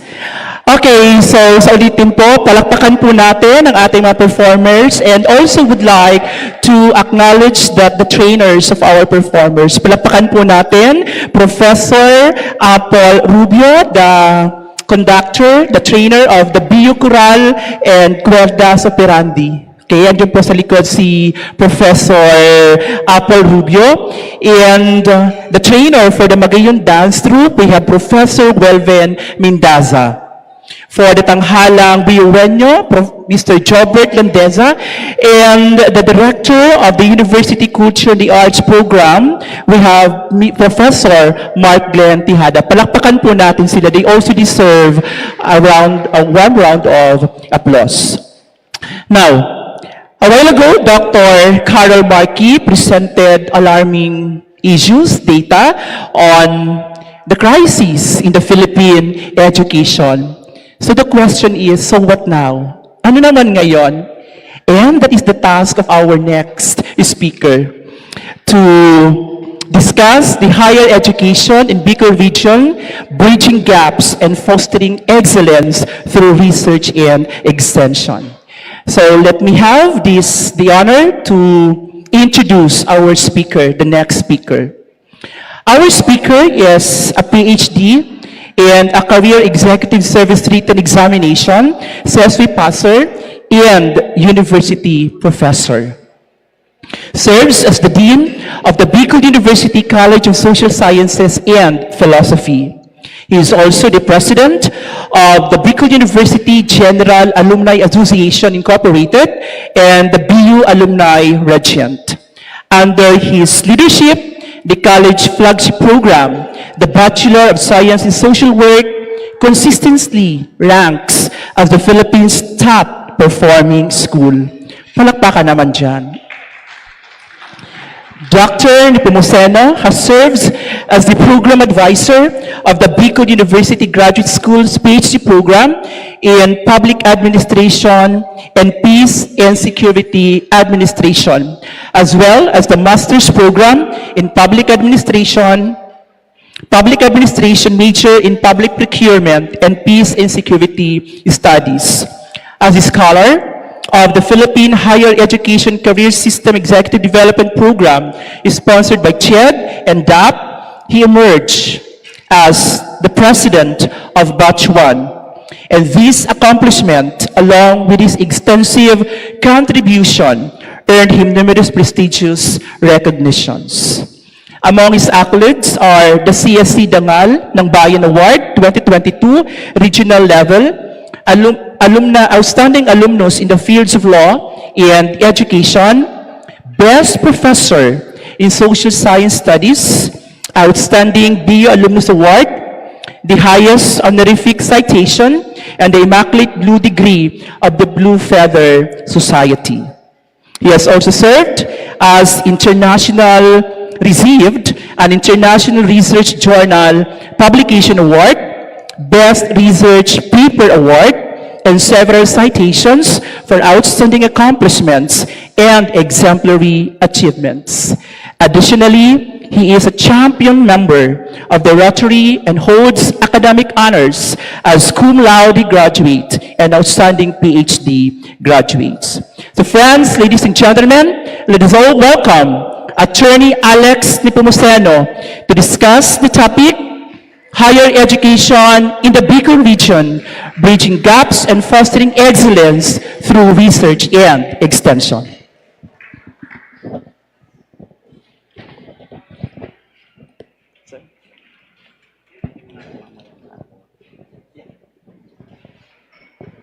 Good morning, everyone. Thank you very much, Professor Eds. Sabi ni Professor Eds, Alex, ha? You have to shape up kasi the three presidents of Bicol University are present. We have Madam Susan Cabredo, Madam Faith, nakalimutan ko. Lauraya. Natakot talaga ako. And we have, of course, our incumbent, the ninth president, President Baby Boy, Benji Nebres. So ganyan, di ba? If you are in your hometown, in your home ground, you feel nervous.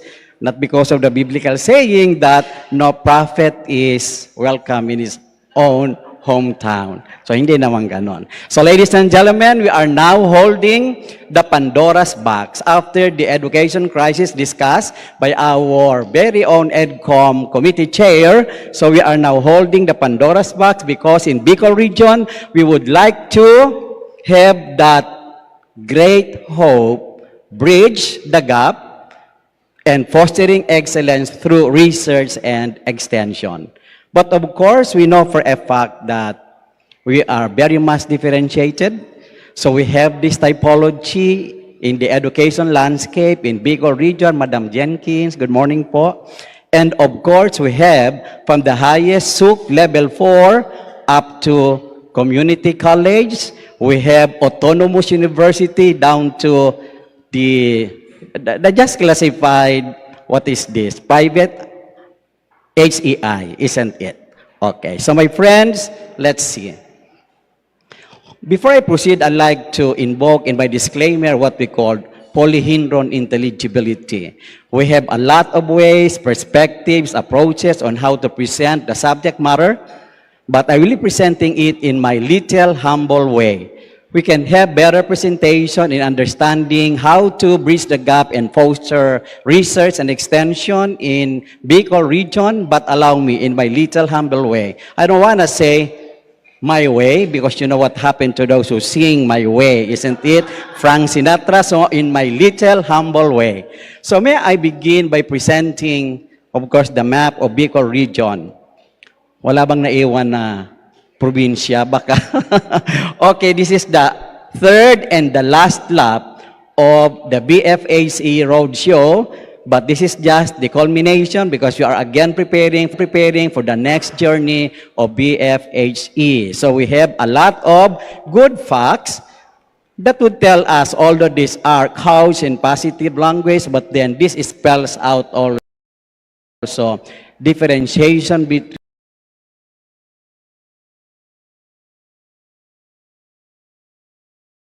and among our HEIs, education institution up to fertile ground for research and innovation.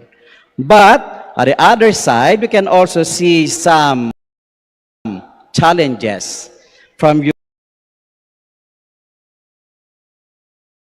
challenges in this typology down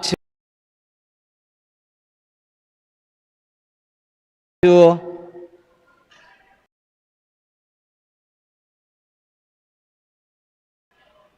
transportation and infrastructure gaps,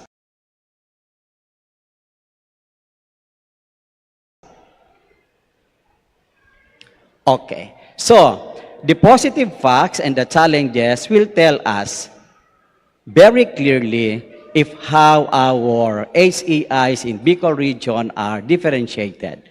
With those SWOT or SWOC, pag sinabing SWOT sa hulihan is just threat, and SWOC, kung ayaw ng threat, challenges lang. We can see that many things can be shared between and among in order for us to be able to reach our goal, which is one great Bicol region in terms of education. Okay, particularly higher education. Reviewing the fundamental functions of HEI, we can see we have instruction, research, extension, and production. But then, I will be focusing on the mandated function, which are instruction, research, and extension. As far as institution level is concerned, production is a fundamental function. But as far as the faculty is concerned, we are focusing more on the I, the R, and the E, and this is now presented in a triple helix way or model. Okay? So it means very simply that our IRE are intertwined, inseparable, interdependent, complementary, supplementary, mutual, there's mutuality, but above all, it has to be transformative. Now, how shall we understand this IRE? We can understand this. So, there is what we call intersecting functions. Let's take a look.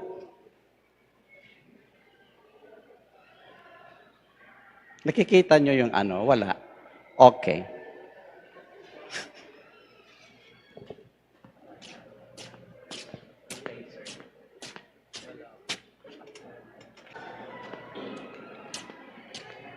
Anyway, so let's take a look at instruction and research. So you'll see this is the intersecting circle between the I and the R. So meaning to say, even if we are at the classroom, we are already conducting research. So it doesn't mean that we have to submit our research proposal, has to pass through the research process of the university, and then that is research. No. Even in the simple table analysis, we may already be conducting research. Even plain observation and then articulating such results is already research. Take a look. Before 5 BC, we believed that the world is what? Flat, isn't it? It is a round, flat disk. That is during 5th BC or 5th BCE. When we say BC,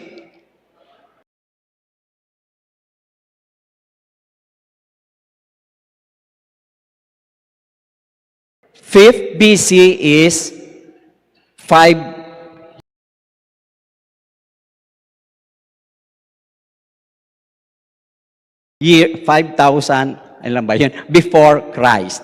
When we say BCE, before common era, isn't it? Okay. So, yung isa religious, yung isa, it's not religious. Okay? Then, after that, a thought was articulated but not yet accepted, that the world is round, and then later on that the world is spherical in shape. Until such time, by a very ordinary or simple observation, when a big ship leaves the shore, and as it is a fast by time, it is disappearing over there, okay, at far place, because accordingly, it has to go down because it is a spherical shape and it is not a flat disk, simply like that. So that is a plain observation that was used in order for us to be able to believe, and now we believe that the world is round. Okay, so here also we have instruction and extension. That is how, okay, we are defined now as professors in the university. Is no longer a walk in a park, because you are not just there to deliver instruction, but you are there in order to conduct and perform both instruction, research, and extension. Now, how shall we firm up our understanding of the word, which is through generation of knowledge? So here, we have one way. It can be expanded into a general or broader knowledge. Okay? Likewise, from a general or broad knowledge, we can also, what is this? We can also consider specialization, meaning to say we can go deeper into the details of a certain subject matter. So the first, take a look at the arrow, from the center knowledge going outward, the arrow is there telling us that there is a common center, but there are several radii. So it is where our interdisciplinary, multidisciplinary, and transdisciplinary would come into picture in order for us to perform the biggest challenge this time, which is to generate knowledge and produce knowledge. So, from generalist to specialist. This way, from specialist to generalist. That's why you'll see we learn less of more and more. Generalist. We learn more of less and less. Specialist. But it is not a quarrel this time whether you are a generalist or a specialist in the delivery of instruction, because the challenge now is from intradisciplinary to interdisciplinary, going to multidisciplinary and transdisciplinary, just like Elon Musk on transdisciplinary quest for knowledge. Okay? Then, what is that instruction for? What is that research for? And what is that extension for? We are always told that we have to understand the word. We have to know the word, because this will be the basis for us to be able to do our personal functions, our personal decisions, and our personal actions. Much more that it has to be knowledge-based in order for us to do and perform our official function, our organizational function. Because our action and decision could make and unmake not only the organization, but our community and the whole humanity. So foremost, to know, to understand the word. That's why we have, isn't it? Experiential base, which is personal. We do arithmetic knowledge by inference. 1 plus 1 equals 2. 3 plus 3 equals 6. There's no need for you to go to the open field and count actually, personally, that there are 9 carabaos in the rice field. You just make use of arithmetic talent, arithmetic skills, in order for us to inferentially arrive at the total number of carabaos in the open field. So, it is more, of course, to do and use. To do, this is execution. So we are there to come up with formula. We are there to come up with methods, procedures, so on and so forth, that will guide us really and scientifically of what to do. And that is through research. Okay? Then, we are also challenged to come up with what we call, under the phrase, to use. This is now productive knowledge. This is where we produce something. We produce therapies for the medical field. We produce devices. We produce smartphones, so on and so forth. So, plainly to know, and then to do execution, and the quantum leap is for us to produce something which we call as tools or instruments or devices. These are all within the intersection of our various fields that is now challenging us to have that excellence, or even excellence propelled to greatness through intradisciplinary, interdisciplinary, and transdisciplinary. So, is it simply to understand the word? How shall we understand the word now? Before, it's just described and characterized to be a VUCA word, but now it's already to be the VUCA word. Before, the word is simply characterized to be volatile, uncertain, complex, and ambiguous. But because of the observation that we have a lot of differences, and even we call for unity amidst diversity, isn't it? Okay, so we added 1D, which is diversity. But as we recently experienced the big disruptions in the world brought about by COVID-19, another D was again added. So that is disruption. We have plentiful of disruptions in the organizational functions and even in our personal functionings. But we have to manage to be such that business is still as usual. So we have to have our continuing plan. But what is now not disturbing. What is now given focus by almost all of us is what we call digitalization. So that is the recent D in the VUCAD word, that we are now into a very advanced information and communication technology, and even the form, wherein we confuse already the physical, the virtual, and even the cyber spaces, isn't it? So Einstein said, man has perfected means. We are so technologically fixed in our exercises of functions.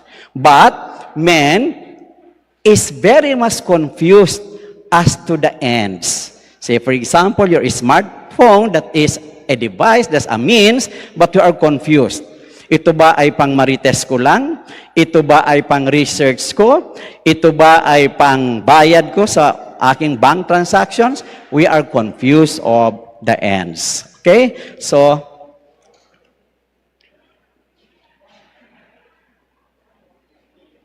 we have to perfect this principle.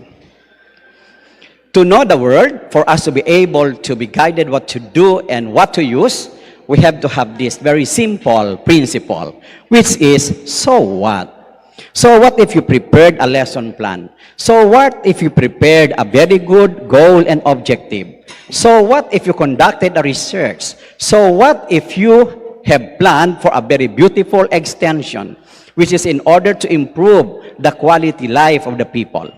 Can you still squeeze something out of that for you to be pushed to the edge? So we proceed to the next of this principle, which is what else? That's why when we conduct research, or when we already conduct impact assessment of our extension or instruction, evaluation is already done, we proceed to the next part of this principle, which is what else. So it is cyclical, never-ending revision of what we are doing, because knowledge is so vast, and not only to know the truth, the reason behind, but for us to be able to know the underpinning reality of knowledge. It's not enough that through technology, through AI, so on and so forth, if you have your Chatomic application, you can have there more than 100 plus artificial intelligence tools and applications, isn't it? Okay, so what if you know that? Because you are knowing knowledge in a very instant way. 1 plus 1 equals 2. So if that is the only thing that you know, you are already passé, because you already say that 1 plus 1 equals 2. No, because the sum of the total of its parts is greater than the whole or the sum itself. So we have to see synergy in the interrelationship. Say, for example, if you are asked, what is the value of 3? Why is it that 3 is 3? Di ba sinaksak lang sa isip natin na ang tatlo siya when it comes to head count, when it comes to unit of measurement.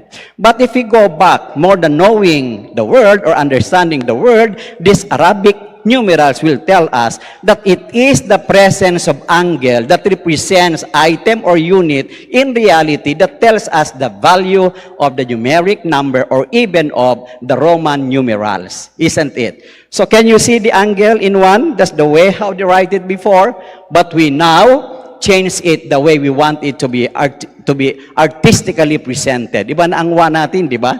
So that was the early writing of 1, where you can see 1 angle, in 2 you can see 2 angles, in 3 you can see, hindi nalagay yung angles dito, so there will be 3. In 0, no angles. But is it a no value? Yes, there's no value, but it defines, it becomes a modifier of value either if you place it before an Arabic number or after an Arabic number. So we are challenged, my friends, to know more than, simply understanding the word. And along instruction, along research and extension, we have this biggest challenge, which may not be administrative, but may also be a professional or personal challenge. Just like the story of Helen Keller, the hardest student to be taught and to learn because of her physical condition before. Was born 1880 and died 1868. Okay, I was born 1869, so I could not forget the date, the year of the death. Okay, deaf, mute, blind. But the teacher, Anne Sullivan, was able to unlock and unleash the power of learning of Helen Keller. And so she became very famous, isn't it? An educator, a writer, so on and so forth. And teaching is not only grounding by knowing reality, but it is also unleashing the potential in order to create and generate knowledge. So look at what happened to Helen Keller and the element that unlocked and unleashed her learning capacity and capability is water. There she started to talk. And therefore, she did not remain to be mute. Blind and deaf, yes. Okay? So, there is a need for us to understand these four because we are in the generation and creation of knowledge. Okay? So, we have intradisciplinary. So, in a department within the discipline. Okay, learning deeper and learning better. So we have interdisciplinary. So this involves multiple academic disciplines. Okay, so they are therefore exploring, interpreting knowledge wherein contributed by various fields. And then we have the multidisciplinary. Okay, so what I would like to emphasize here is they are working independently in a certain problem. Say, for example, our visiting doctors, okay, if you are confined in a hospital, so you have your internist, you have your pulmonologist, you have your, what is this? Ano pa ba? Oncologist, so on and so forth. Different. They are working independently, but they are interacting with each other. But if that is in the field of medicine, we have in the field of biochemical engineering, genetic engineering, a very example of the next one, which is transdisciplinary, is that of Elon Musk. Out of the interplay, interaction, working interdependently of various disciplines, we produce something, a platform, a product. That's why I said a while ago, to know, to do, and to use. Now, we are already in, by SpaceX, into space travel, isn't it? So while we are thinking to travel from one town to another town, from one country to another country, here is Elon Musk is already planning to travel to our twin planet, which is the red planet Mars, and which will be later on renamed to be the New World. Just like how America was first named before as New World by sino? Baka si Columbus. Now, latest, before we go to bridging gaps. Okay, what's latest? We are already able to freeze light. Lightning and lights are now frozen and is now known to be the super solid, which will be so much helpful to quantum physics that will tell us how we can go as far as improvement of our optics, okay, and our equipment and machine for optics. And this is, okay, the superfluid light could revolutionize the optical devices that we have now. Okay? That's how it's now superfluid. Then, China discovered a huge deposit of thorium. What is that? Just to know? Or just to do? Or to use? We know if what is thorium is a potential nuclear fuel. Okay? And the latest, we have already combined human brain cells with computer. If before we just talk about neural link, so we are now having that real human brain connected with computers. Okay? So this is how. And what will surprise us to know, to do, to use? Let's see next. What is that? Experts predict that humans can now achieve immortality. That is how science will bring us to the doorstep of immortality. We had already a lot of movies showing that, isn't it? But this is now acknowledged because of nanotechnology. Nanotechnology is, what is that? Okay, how many times is smaller than 1 meter? It can be 1 billion, isn't it? So that is nanotechnology that cannot be seen. Now, here is Elon Musk, envisioning Mars as our potential backup planet.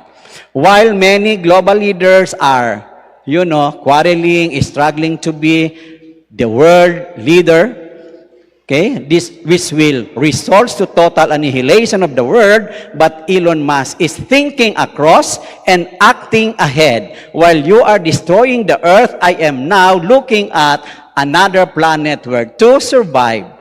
Okay, where we can invade the planet. It's actually a program for invasion and for bringing humanity in the Mars. That is how far research now is, isn't it? So, genetic engineering and everything, we are playing like God already, isn't it? After all, sabi natin, the vastness of knowledge is the vastness of the universe. The shortest or what is this? The closest galaxy in Milky Way is Andromeda, isn't it? But how many years, light years, or space light would it take you in order to reach Andromeda galaxy? Okay? So this is how big the knowledge is. Isn't it? So we have 2 trillion suns. We have also 2 billion stars in the Milky Way galaxy. Now, we are in HEI situation here. Later on, we'll try to bridge that. Okay? Thank you to Madam Jean Go, Salalima Go, for helping me get this data from the Commission on Higher Education, Region 5. So you'll see, this is how we have the typology. From SUC to private HEI, okay, so we have 157, including satellite campuses, 183, but we have 9 SUCs, and we have 25 satellite campuses, and we have 28 LUCs, private HEIs numbered to 128, and this is the percentage presentation in pie graph. So you'll see how big is private higher education institution. 120 constitutes 76%. Very big. It's huge share. Okay? So, kung ako policy maker, I shall consider very much the higher education institutions when it comes to giving of subsidy, simply just to bridge the gap between the funded HEIs and the private HEIs, because this can help us as far as social policy making is concerned. Okay? So that is how it's presented by bar graph also, but this is the same interpretation.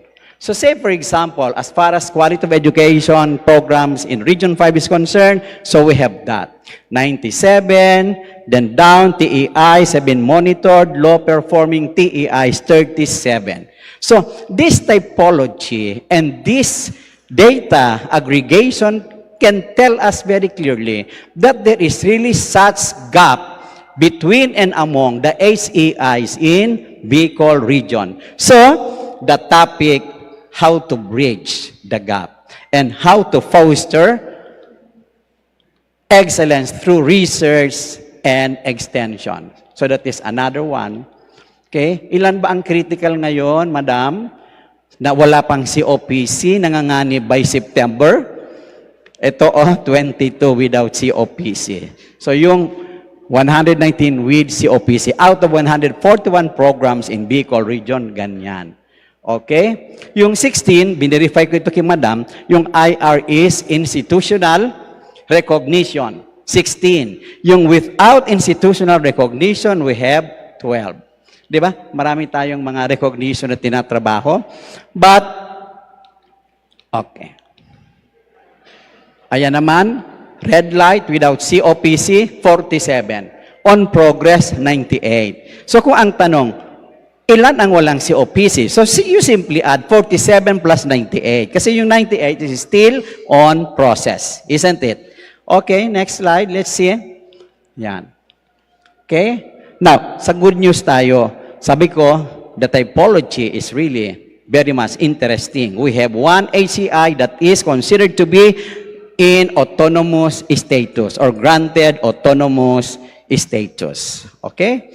And we have also this data on centers of excellence. Ateneo de Naga for the 2 programs, IT and TE. Also, Bicol University, that education is also center of excellence. We also have centers of development, Ateneo de Naga, Bicol University, Catanduanes State U, Universidad de Santa Isabel, centers of development, Sibiswa, Naga Foundation, Naga College Foundation. Okay, good news, we have 160 plus 39 strong ARCAT members that will help us come up with the grant of COPC. Palakpakan po natin ang ating mga ARCAT members. Ways to bridging gaps. Nakita natin yung typology, nakita natin ang situations of the world. Because if we try to import the vocab word from the word scale down to our regional scale, we'll see that is still the same factors of the VUCA word come in interplay, which is samely experienced here in Bicol region. So what shall we do? Number one, we have to establish a small big brother relationship. So you know, this is one way of, sabihin natin, presenting it in a very basic way. Kasi, di ba yung AI nagsinungaling na sa tao? That's the very big challenge now of the human beings because artificial intelligence learn already how to tell a lie to the humans. We are very busy how to do our AI detection, but we have the Satomic application wherein they can humanize what they have made as ChatGPT into a human language, humanizing it, di ba? You cut and paste and then you process it, humanize, and when humanized, you cannot detect that it's already AI product. So meaning to say, AI is now telling a lie to the human beings, which means our great challenge in instruction research extension is we may no longer control what we produce, especially that we are bringing in already in our very home what we call the robots or the humanoids. Okay? We can make them already as our house chores performers. So, we can do some benchmarking, bench learning, coaching, mentoring, teachers, trainers, training, sharing of resources and expertise, attendance to seminar, forum, and conferences, faculty enhancement training, capacity and capability building. But, before we are confused, when we say capacity, it is the power to do. Okay? But when we say capacity, that capability, that is technical skills. Halimbawa is very general about BAM capacity. But if you are taught on how to detonate, that is capability because there is technical skills or is specific talent or skills that will be performed. Kaya kung minsan, we are confused. When we attend a certain training which is capability building, when we get out, we don't have any specific expertise to perform. So we have to correct the nomenclature or the naming of our activities. Okay? We can also have formal relationships and engagements through partnership, linkages, networks. Okay, so this can be through memorandum of understanding, memorandum of agreement, which either be bilateral, multilateral, consortium, or even joint venture. We can also be members of the organization and professional, okay, membership, so on and so forth. But above all, simplest way, we can have our sharing of resources, human resources. The community college can request for the engagement of the SUCs, technical experts, and those with higher educational qualifications, skills, and talents in order for them to be able to help the community colleges and even lower level category of HEIs in Bicol region. So sharing of facilities, just like how Bicol University and the rest universities would share their facilities, their equipment into the knowledge generation and the conduct of research, memorandum of agreement, o ayan, naulit pala, so on and so forth. So, where are we being brought by this? This will bring us to excellence. Ang problema ng CSSP, na-attain na nung level of excellence, 100% passing, 100% passing with first placer, 100% passing first batch with top notcher. So sabi namin, so our challenger is ourselves already. So sabi ko, we already attained level of excellence, so we are now propelling excellence into the level of greatness. So it's not just PRC, performance rating, but it is already outcome of how we affect impact to the community. Okay? What's excellence now, therefore?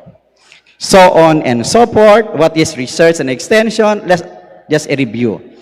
So sabi dito, excellence in academia is the pinnacle of scientific achievement. When we say pinnacle, the highest, isn't it? Scientific achievement in all areas that is capable for demonstration. If you say that your niche is agriculture, so you can demonstrate the best in the field of agriculture. So it is demonstration. Just like in scientific researches wherein the results can be demonstrated in actuality or in the real world. So that's it. Now, it's said to be the holy grail of record cards. We know if what is Holy Grail, isn't it? That is the holy cup used by Jesus during the Last Supper, which is most sought because even if you just touch it, you will be granted healing. What is this? Healing in your body. Okay? So yan, what is the record that would like to hold on?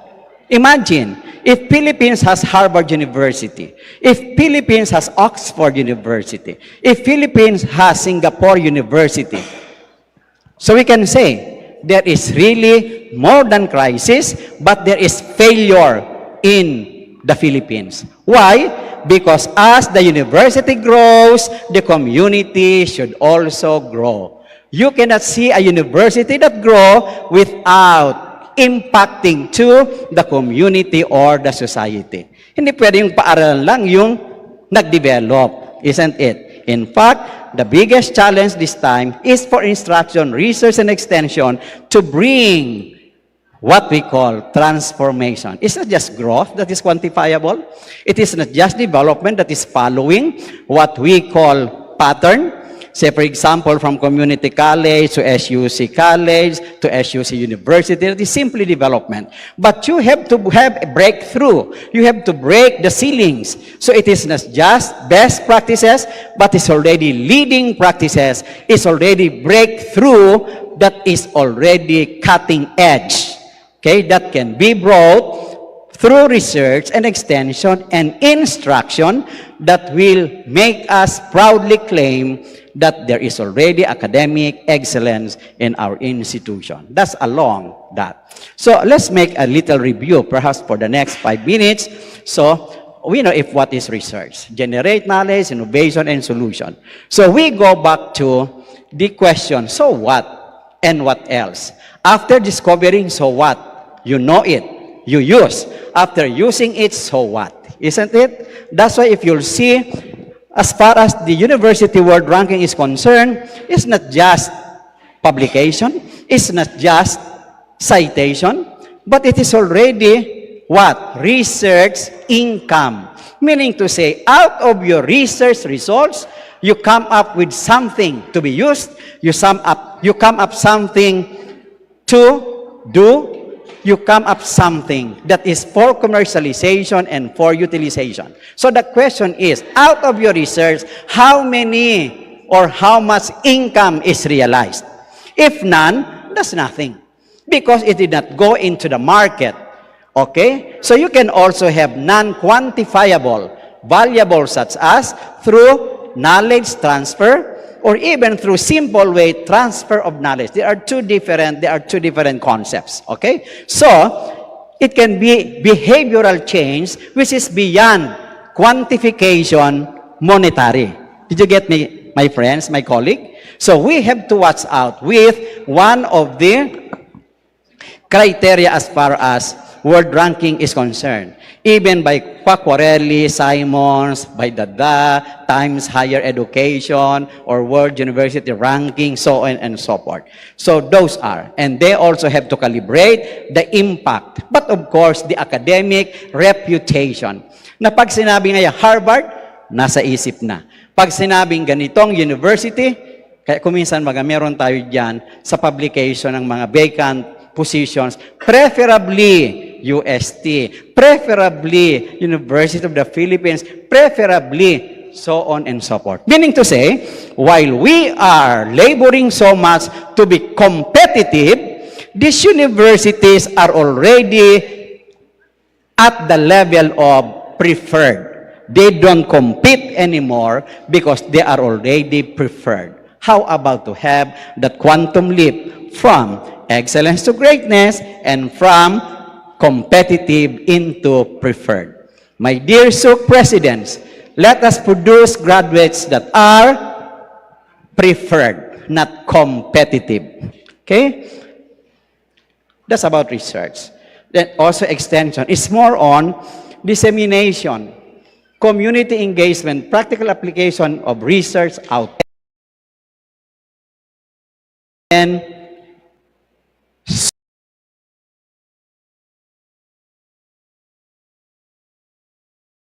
solution to real world problems, and then meeting or addressing societal challenges. Kung wala yun sa extension program natin, kung wala yun sa research paper natin, edi wala. Isn't it? They are just qualified for bookshelves. It has to be like a rubber that touches the ground. It has to be like a wheel that is moving forward towards a destination. Will help us realize what we call praxis, and that is the starting point when theory and the practice, when your output breeds theory and practice, there is praxis, so therefore you can claim that you are on road towards excellence. Both research, instruction, and... Ito kasi yung problem natin. This is the key challenge. Sabi, the key challenge is the disconnect between research and community needs resulting in low utilization of research findings. Oo nga. Kasi yung nagawang research ay basic research. Just to know. Hindi tayo bumaba doon sa applied researches. But of course, there is a need for us to do basic research. But from that, proceed. Say, for example, come up with action research. Okay? Then evaluation research, then RD. And R&D. Tayo naman ay R lang, research lang. Meron po yan, conjunction.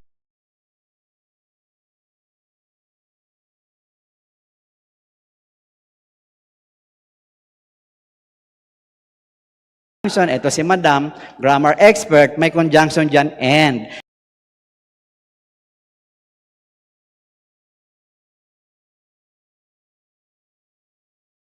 Meaning to say, research and development, you don't settle for the reports of your research results, but out of that, you develop something. Iba yung research development, iba naman yung research and development, where your research initiative cannot be perfect without development. Parang si Elon Musk, isn't it? Hindi na perfect unless come up with SpaceX satellite, tried several times, failed several times, just as Tesla car, but now is already #1 as multidisciplinary collaboration and institutional support. Okay, so this is the trajectory. Research, wala siyang figure, di ba? Kasi so many researches conducted. Hindi na nakayang ilagay sa loob ng isang figure, but only that much that became technology, either tangible or intangible technology, and is translated into a concrete product that is ready for use. And then, technology, and this push up societal development up to transformation. That is the mark of excellence. Okay? So this is the playing grounds. It's very interesting. Many things can be subject of research. But the very important is the question, should it push realization of quality life for all? So that is the basic question. So eto na kung paano tayo mag-progress as far as research is concerned. Now, I am giving here very few examples. Say, for example, in medical research, what you have to do is discover cures, treatment, and innovative drugs to keep our society healthy. So yan, dapat ang primary goal, educational research for us to be able to not only teach basic knowledge, methodology, techniques, tactics, in order for us to develop creativity as the top, highest learning order as far as the 21st century is concerned, which is in consonance with Abraham Maslow's highest in the hierarchy, which is self-actualization. Okay? Then, halimbawa, technological research come up with technology, social research come up with social services, okay? And through development of policy, because policy is a very beautiful guide for governmental action and institutional decision and action. So that is how vital research is. But it has to create impact. Impact as input, impact as resource of input, output, but it has to be outcome, isn't it? There should be behavioral change that would define the success of instruction. Engaging, okay? Yan. Sabi natin, researcher, paano ba maging excellent researcher? We have some practical strategies and practical tips and guides. So you have to define your research identity, research impact, research network, research output, research skills, research challenges, and all other things. So as far as research identity is concerned, yan. You have to articulate your vision, mission, and goals, communicate it. So what you have to do, come up with your CV, website, social media, and elevator pitch. Kita minsan, walang elevator pitch. In shortest way, okay, shortest time. As if you are riding in an elevator, paglabas mo sa elevator, kilala ka na from head to foot as far as your scholarly image and identity is concerned. So that is what we call elevator pitch. And then, ayan, dapat mga magawa natin, mga advice ito, strategies and tips. Okay, come up with your Google Scholar profile, ResearchGate profile. So you have to have your work indexed as an author. Then you have to have some platforms and formats, CV, website, social media, elevator pitch, submit, present to conferences, convention, enhance professional organization membership, build robust connections, and participate in knowledge sharing, hindi knowledge-starving knowledge sharing, promote and join interdisciplinary discourse, hindi disclosure, sorry, and also you have to enhance and update your research skills. About to be finished. Okay. So, these are the things that we have to do. Okay? Yan. From impact, novelty. Kasi merong world ranking of university na ang isa po nilang criterion doon sa mahaba-habang criteria is yung sa novelty. And whether they have faculty that are recipient of the Nobel Prize Award. China ang dami, Amerika ang dami. Because that is breakthrough.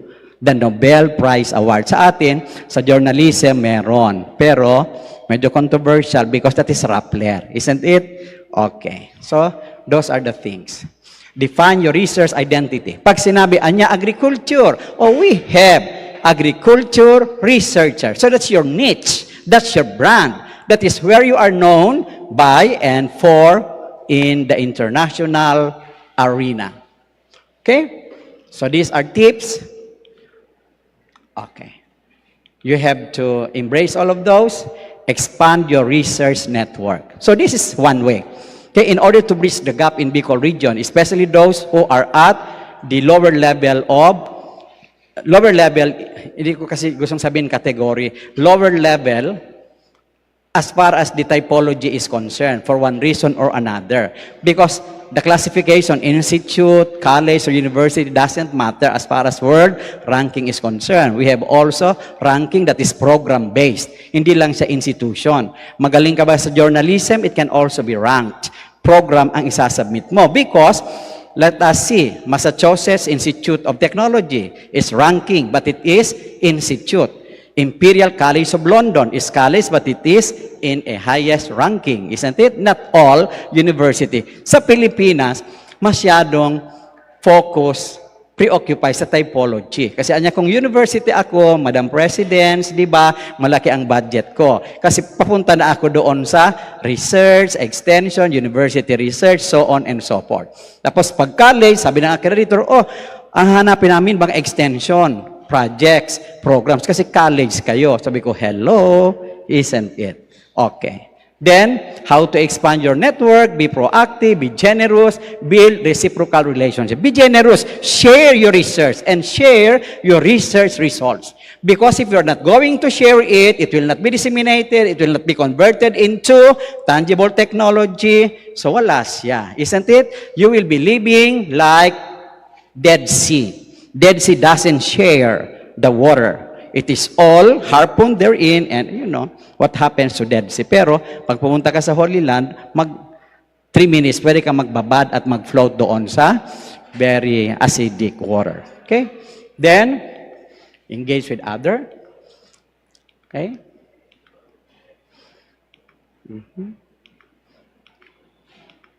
Kasi narinig ko na yung mga plato, bilisan ko na. Okay. It's like a roller coaster. This is one that we have to understand. What is that? You submit proposal that is turned down. You submit proposal accepted with a lot of revision. You submit again, no funding for presentation, no funding for publication, so on and so forth. It's like a roller coaster. But that is life. That's the real ride of our life. Isn't it? So, ang sabi dito, ni Daudali, do not. Okay? Yan. Ito, courtesy of the BURD&E. Makita natin dito sa huli, di ba, from publication, commercialization down, international indexing down to impact assessment. But the suggestion this time is include criterion as far as research income generation is concerned. Okay? Now, to the SUC and school presidents, the challenge is, don't just give high income to the faculty. The challenge is, teach them how to generate more income. Just like you produce books, you produce module, then you sell, you have royalties, so on and so forth. Ito mga practical ito sa government as far as research policy is concerned. So it has to be not giving something that will be consumed in 1 day, in 2 days, but that has to be giving something that's competencies that will help them to navigate the journey through life. Okay? Then, about extension. Demand-based need and demand. Ang tanong, sabi ko, bakit nagpo-propose ka nitong extension? That is what I like. That's my expertise. No, you propose extension because that is what is needed and that is what is demanded by the community. Para meron sila later on participation, collaboration, and claim for what we call sense of ownership. Isn't it? Hindi lahat ng gusto mo gawin mo. It is because it's not only what you love, but for whom you love. Katulad nung sa mga instruction, di ba? Kaya kung anong gusto mong technique, method yun, no, you have to profile your students. Kaya they are heterogeneous, di ba? There is heterogeneity. Then, the biggest challenge as far as advanced country, they already realize it, which is personalized strategy, personalized or customized method, so on and so forth. Pero sa Philippines, mukhang hindi yan magagawa. Sa laki ba naman ng trabaho at ng mga estudyante. Kaya, sabi ng mga experts, okay, from pedagogy, you classify. Sino yung pwede na ng andragogy? Then you classify further, sino yung pwede na sa management of learning na mag-utagogy ka. But sometimes you do it your way. Isn't it? Kung anong gusto mong method, yun. So kaya, sabi ng estudyante, bakit ito si Sir? Nilagay lang sa slide yung nasa libro. Cut and paste, may PowerPoint na siya. And by the way, pase na yung PowerPoint na ginagawa natin, di ba? Because you have to be at the internet network for you to be able to do your Google slide. And even AI can do it for you, not you anymore asking for it. So, you are simply parroting. Kung anong sinabi ng libro, just like a man being parroted by a parrot, so parroting. So, you devise your own method, which is parrotology. You keep on parroting. So, parroton ka, di sa parrotology. You give exam, you always conduct recitation, and then sabi ng mga students, si Sir naman, nag-i-exam, nagre-recite, hindi naman nagle-lecture, walang guide sa atin. So sabi ng mga faculty, puta ngayon si Sir. So you devise another, which is putagogy. O, di ba? So you will remember BFHE identified two, that is parrotology and putagogy. This is yet to be written. Kaya isusulat pa lang yan. Okay. So, need and demands. Okay? Those are in the extension.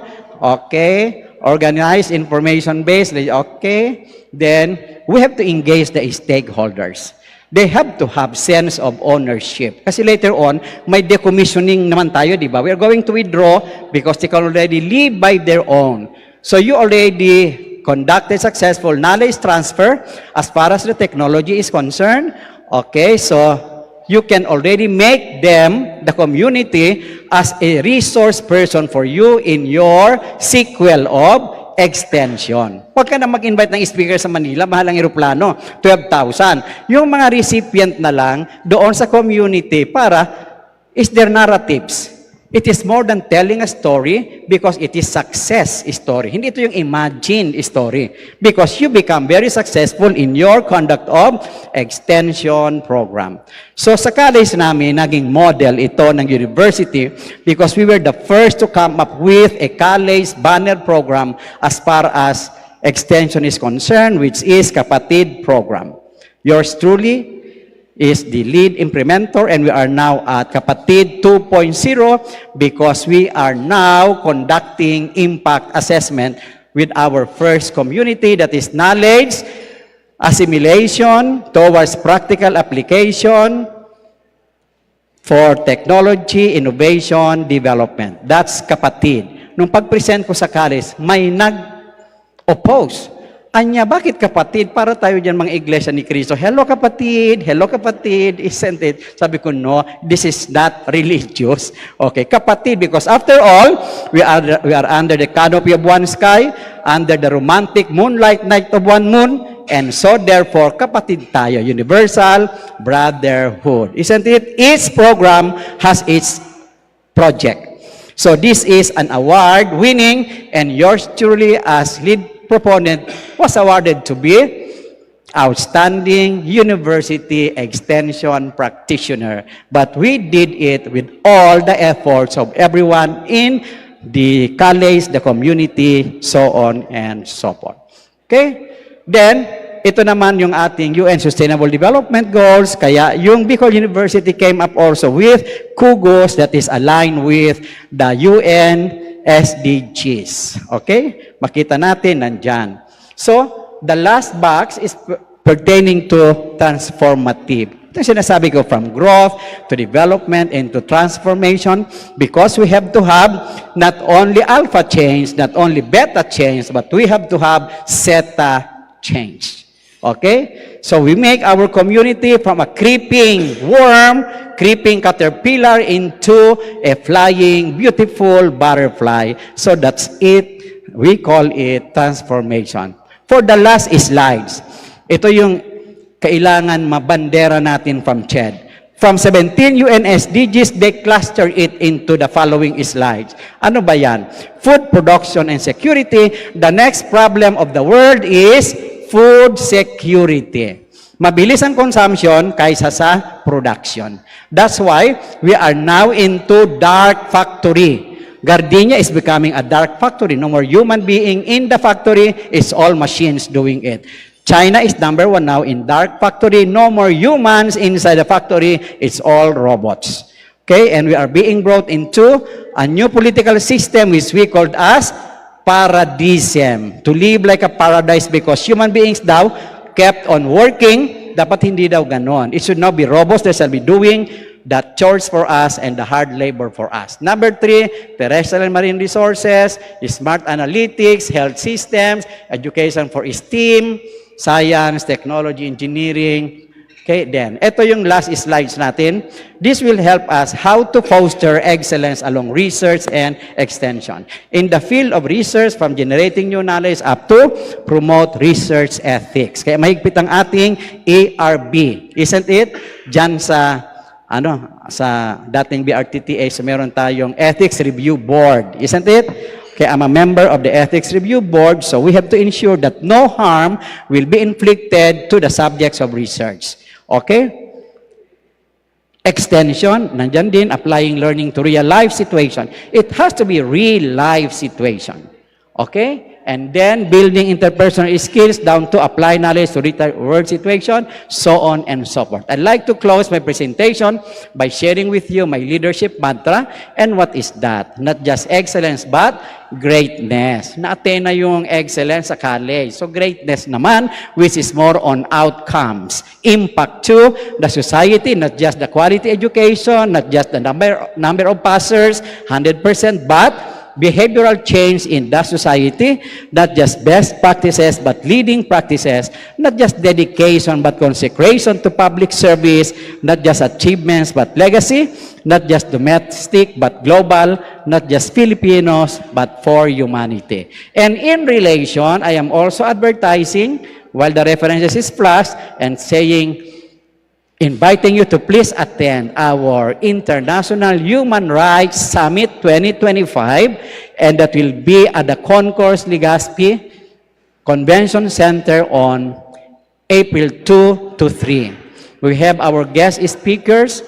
Instead of the chairperson of CHR, we have the Court of Appeals Retired Justice, who is a commissioner in the CHR in the person of Madam Retired Justice Sanya Rosa. And we have our very own commissioner from CAMSUR, Commissioner Beda, so on and so forth. So these are the speakers that we have. Also from the UNESCO National Commission. So ladies and gentlemen, thank you very much. Don't forget to take picture of the QR code. Please scan and register. Thank you very much. Yan, maraming salamat, Attorney Alex Nepomuceno, for a comprehensive discussion, and thank you for emphasizing the roles of research and extension in bridging gaps and fostering excellence in higher education. At this juncture, friends, we shall be awarding the plaque of commendation to Attorney Alex Nepomuceno. May I request the BFHE officers to please come up the stage as we award the plaque of commendation to our speaker. All officers of the BFHE to please come up the stage as we award the plaque of commendation to Attorney Alex. Palakpakan po natin si Attorney Alex. Attorney has been with us since the first season or session of the Road Show.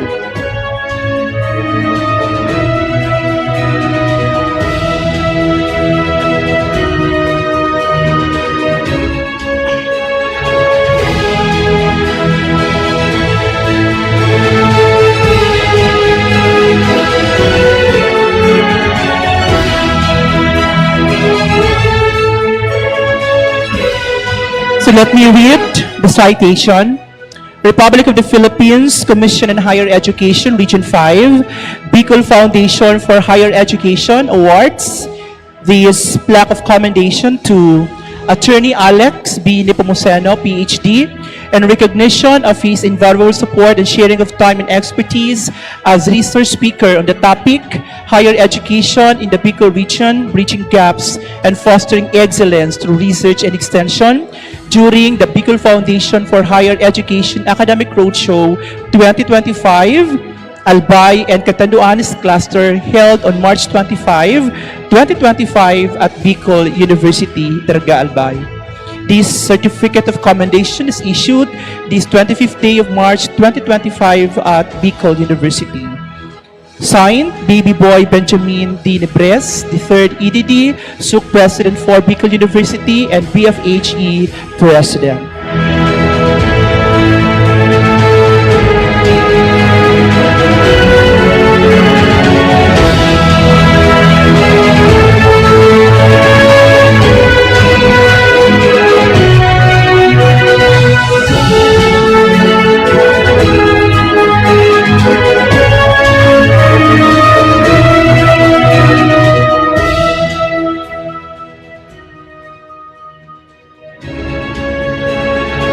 So we thank you once again, Dr. Alex Nepomuceno, for sharing your expertise.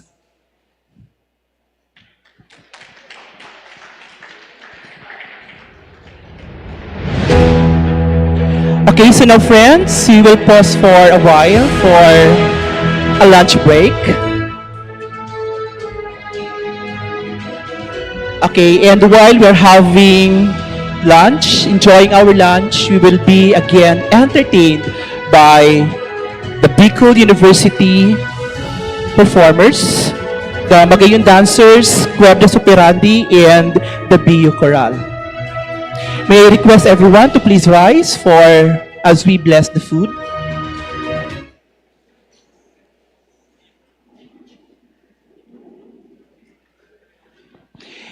In the name of the Father, the Son, the Holy Spirit, Amen. Bless us, O Lord, of thy gift, which we are about to receive from your bounty through Christ our Lord. Amen. In the Father, the Son, the Holy Spirit, Amen. And there is also a special request, kung pwede po natin bigyan ng priority ang ating mga senior sa ating food station. Okay? Yung kayang tanggapin na senior sila. Okay. Okay.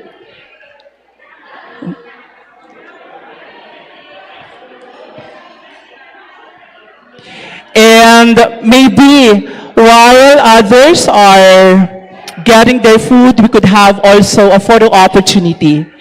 If it would be possible to request all the BFHE officers to move forward for a photo opportunity with our delegates. Habang ang iba po ay nakapila sa food station natin. May we once again request all the BFHE officers for a photo opportunity.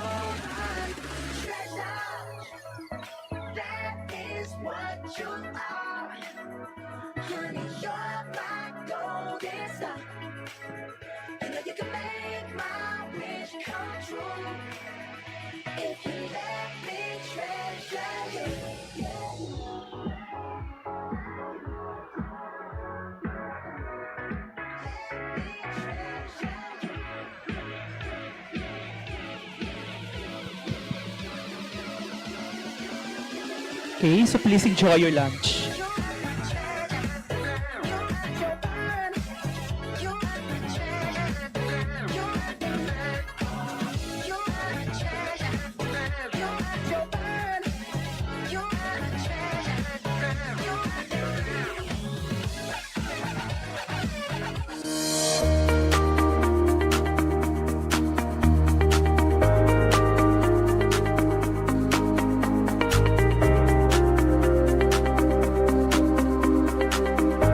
Bicol University, or BU, the premier university in the Bicol region, Philippines, is a SUP Level 4 institution by Department of Budget and Management, or DBM standards. Established June 21, 1969,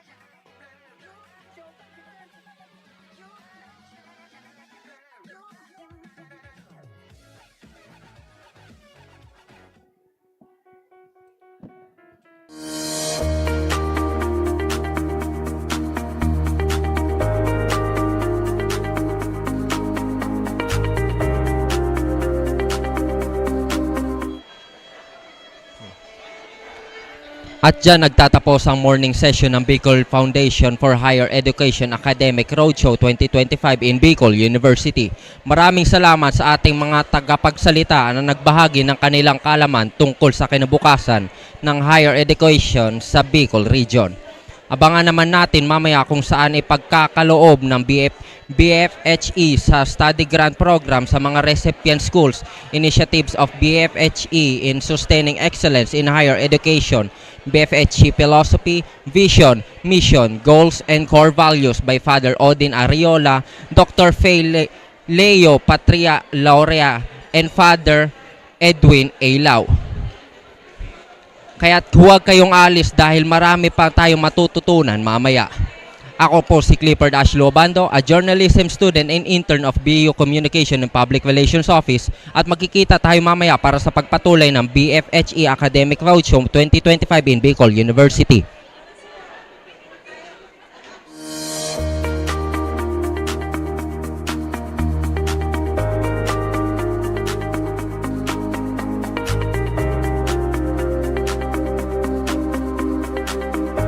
Bicol University, or BU, the premier university in the Bicol region, Philippines, is a SUP Level 4 institution by Department of Budget and Management, or DBM standards. Established June 21, 1969, following the passage of Republic Act 5521.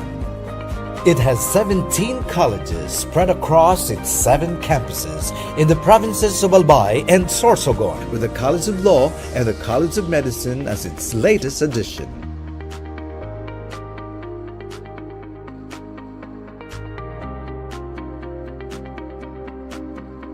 And recently, the Doctor of Dental Medicine and Doctor of Veterinary Medicine.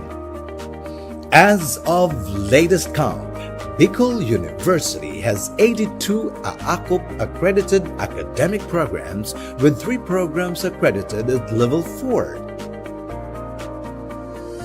It is also a level 3 accredited institution whose reputation as the premier university in the Bicol region is rooted in its consistent top-level performance in various licensure examinations, becoming recognized as top-performing school in accountancy, social work, midwifery, nursing, education, engineering.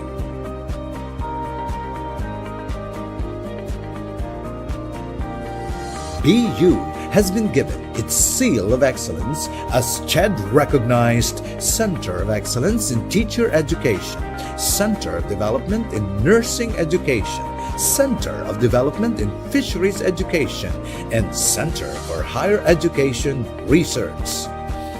Its commitment toward national thrust and directions and in meeting the needs of its community beyond the university borders is reflected in its programs and projects as base agency for Bicol Consortium for Health Research and Development, or BCHRD, and base agency for Bicol Consortium for Agriculture, Aquatic, and Natural Resource Research and Development, or BCARD. Over the years, it has earned its place as one of the 22 leading state universities in the Philippines. Bicol University has also been recently rated as 3-star institution by the Quacquarelli Simmons or QS Intelligence Unit, the independent compiler of QS World University Rankings. Bicol University has expanded its linkages to Europe and Southeast Asian universities.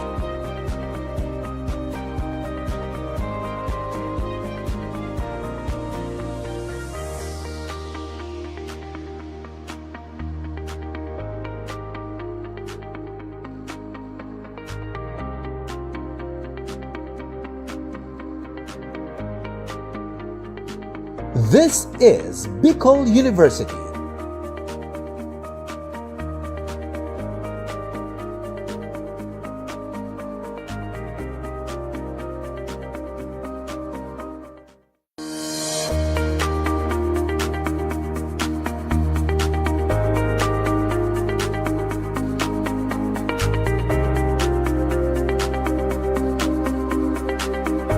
Bicol University, or BU, the premier university in the Bicol region, Philippines, is a SUC Level 4 institution by Department of Budget and Management, or DBM standards, established on June 21, 1969, following the passage of Republic Act 5521. It has 17 colleges spread across its 7 campuses in the provinces of Albay and Sorsogon, with the College of Law and the College of Medicine as its latest addition.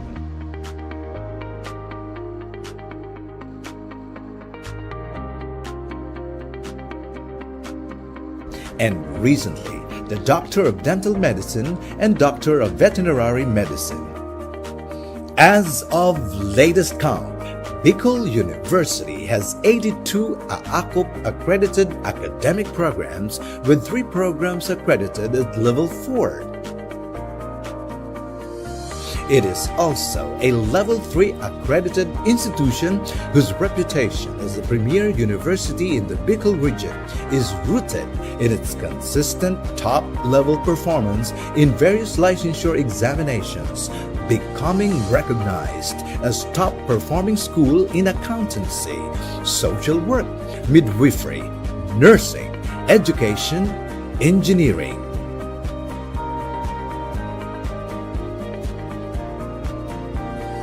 BU has been given its seal of excellence as CHED-recognized Center of Excellence in Teacher Education, Center of Development in Nursing Education, Center of Development in Fisheries Education, and Center for Higher Education Research.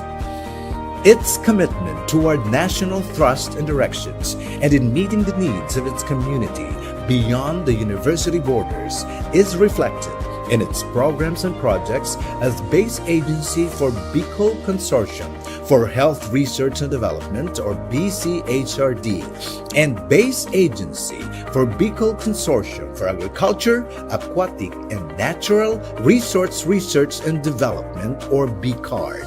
Over the years, it has earned its place as one of the 22 leading state universities in the Philippines. Bicol University has also been recently rated as 3-star institution by the Quacquarelli Simmons or QS Intelligence Unit, the independent compiler of QS World University Rankings. Bicol University has expanded its linkages to Europe and Southeast Asian universities.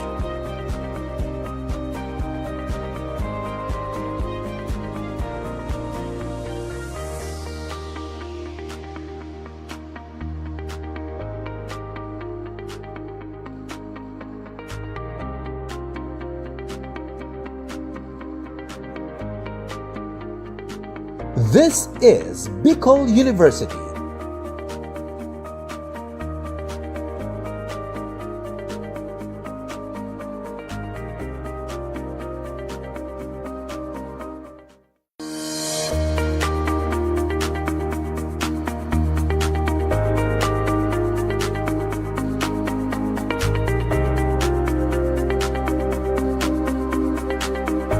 Bicol University, or BU, the premier university in the Bicol region, Philippines, is a SUC Level 4 institution by Department of Budget and Management, or DBM standards, established on June 21, 1969, following the passage of Republic Act 5521.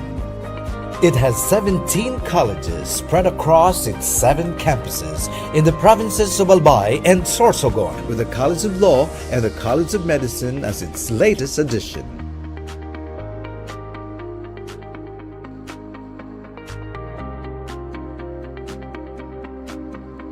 And recently, the Doctor of Dental Medicine and Doctor of Veterinary Medicine.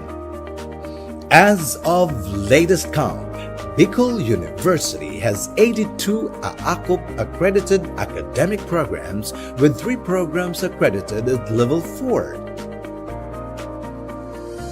It is also a Level 3 accredited institution whose reputation as the premier university in the Bicol region is rooted in its consistent top-level performance in various licensure examinations, becoming recognized as top-performing school in accountancy, social work, midwifery, nursing, education, engineering.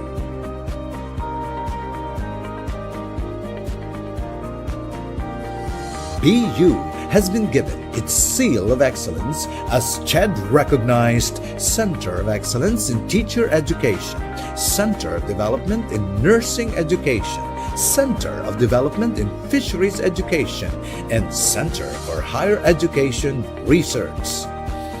Its commitment toward national thrust and directions, and in meeting the needs of its community beyond the university borders, is reflected in its programs and projects as base agency for Bicol Consortium for Health Research and Development, or BCHRD, and base agency for Bicol Consortium for Agriculture, Aquatic, and Natural Resource Research and Development, or BCARD.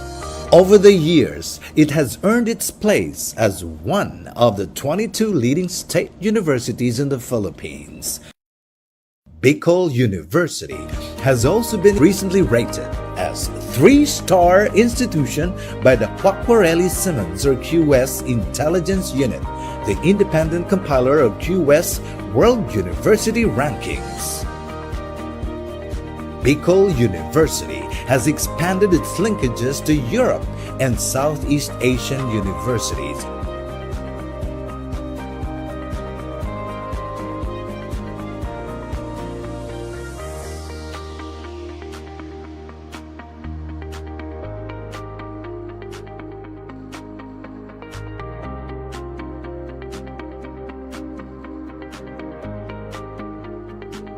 This is Bicol University.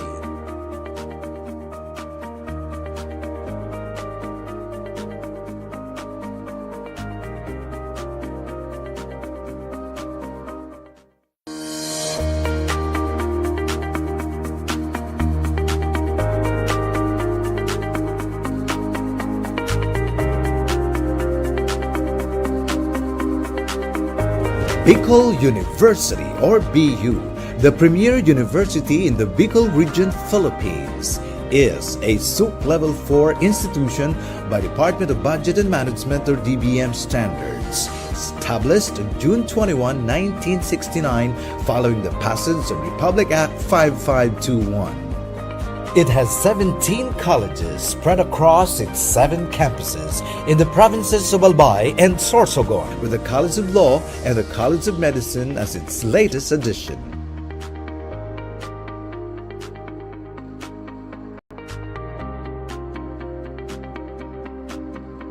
And recently, the Doctor of Dental Medicine and Doctor of Veterinary Medicine.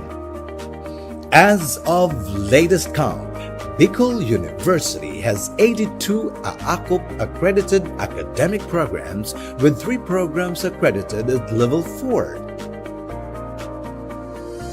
It is also a level 3 accredited institution whose reputation as the premier university in the Bicol region is rooted in its consistent top-level performance in various licensure examinations, becoming recognized as top-performing school in accountancy, social work, midwifery, nursing, education, engineering.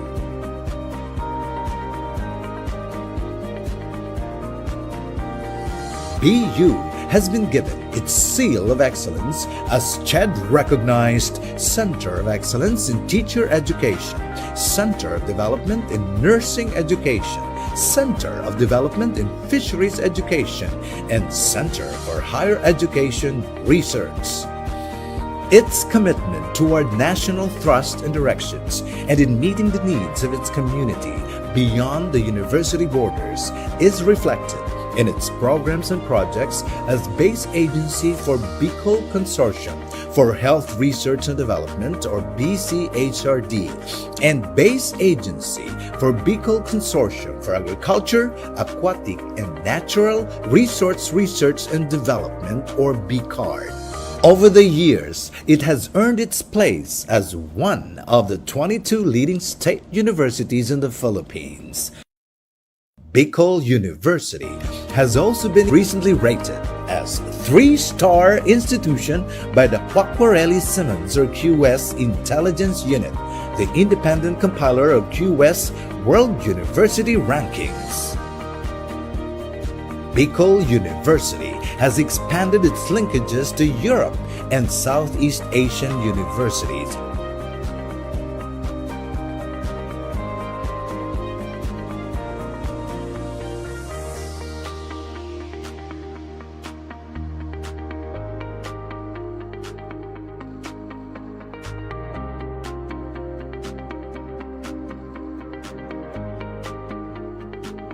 This is Bicol University.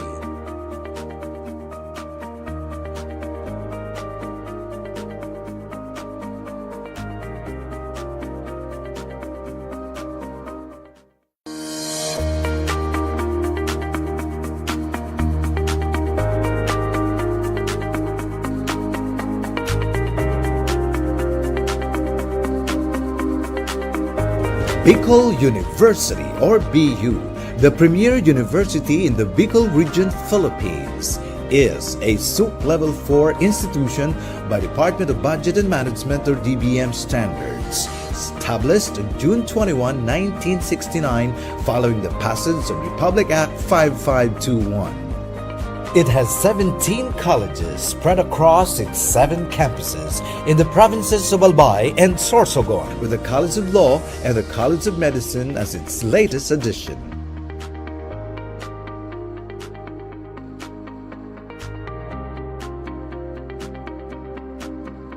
And recently, the Doctor of Dental Medicine and Doctor of Veterinary Medicine.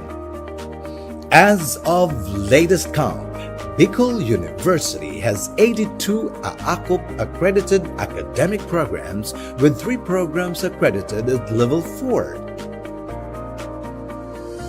It is also a level 3 accredited institution whose reputation as the premier university in the Bicol region is rooted in its consistent top-level performance in various licensure examinations, becoming recognized as top-performing school in accountancy, social work, midwifery, nursing, education, engineering.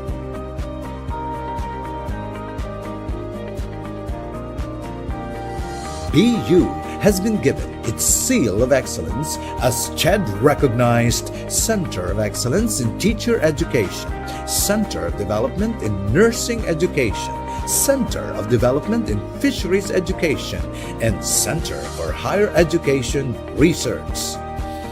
Its commitment toward national thrust and directions and in meeting the needs of its community beyond the university borders is reflected in its programs and projects as base agency for Bicol Consortium for Health Research and Development, or BCHRD, and base agency for Bicol Consortium for Agriculture, Aquatic, and Natural Resource Research and Development, or BCARD. Over the years, it has earned its place as one of the 22 leading state universities in the Philippines. Bicol University has also been recently rated as 3-star institution by the Quacquarelli-Symonds or QS Intelligence Unit, the independent compiler of QS World University Rankings. Bicol University has expanded its linkages to Europe and Southeast Asian universities.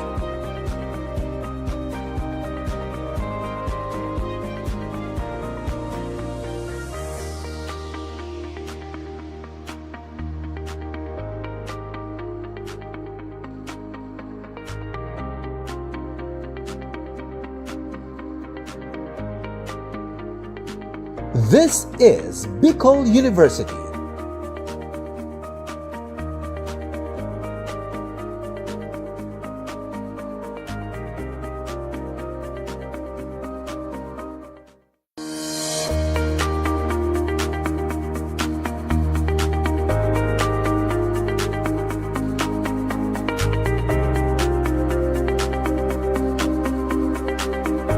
Bicol University, or BU, the premier university in the Bicol region, Philippines, is a SUC Level 4 institution by Department of Budget and Management, or DBM standards, established on June 21, 1969, following the passage of Republic Act 5521. It has 17 colleges spread across its 7 campuses in the provinces of Albay and Sorsogon, with the College of Law and the College of Medicine as its latest addition.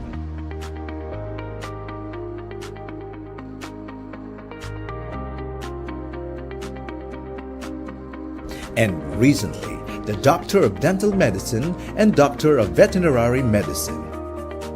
As of latest count, Bicol University has 82 AACUP accredited academic programs, with 3 programs accredited at Level 4.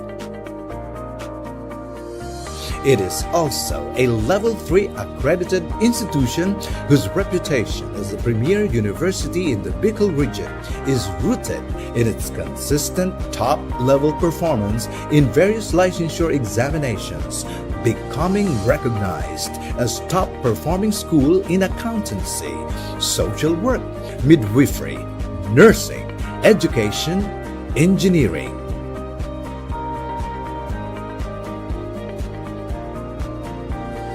BU has been given its seal of excellence as CHED-recognized Center of Excellence in Teacher Education, Center of Development in Nursing Education, Center of Development in Fisheries Education, and Center for Higher Education Research. Its commitment toward national thrust and directions and in meeting the needs of its community beyond the university borders is reflected in its programs and projects as base agency for Bicol Consortium for Health Research and Development, or BCHRD, and base agency for Bicol Consortium for Agriculture, Aquatic, and Natural Resource Research and Development, or BCARD. Over the years, it has earned its place as one of the 22 leading state universities in the Philippines. Bicol University has also been recently rated as 3-star institution by the Quacquarelli-Symonds or QS Intelligence Unit, the independent compiler of QS World University Rankings. Bicol University has expanded its linkages to Europe and Southeast Asian universities.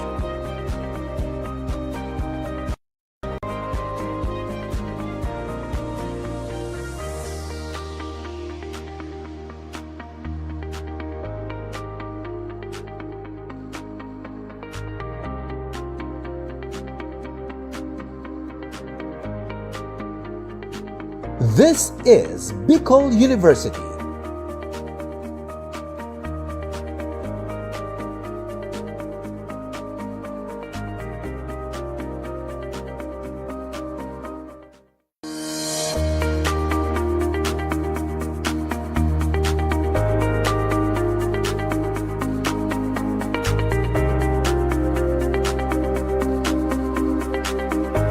Bicol University, or BU, the premier university in the Bicol region, Philippines, is a SUC Level 4 institution by Department of Budget and Management, or DBM standards, established on June 21, 1969, following the passage of Republic Act 5521.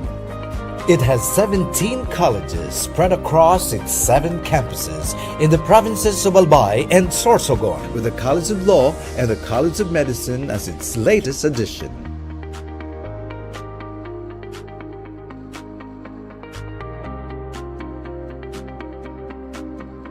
And recently, the Doctor of Dental Medicine and Doctor of Veterinary Medicine.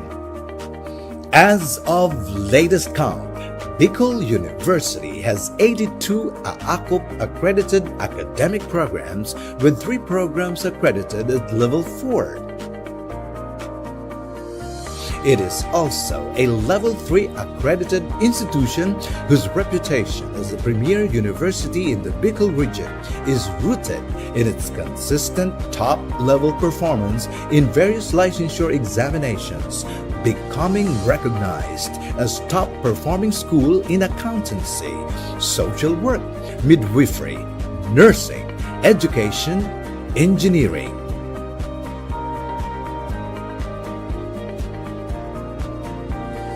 BU has been given its seal of excellence as CHED-recognized Center of Excellence in Teacher Education, Center of Development in Nursing Education, Center of Development in Fisheries Education, and Center for Higher Education Research.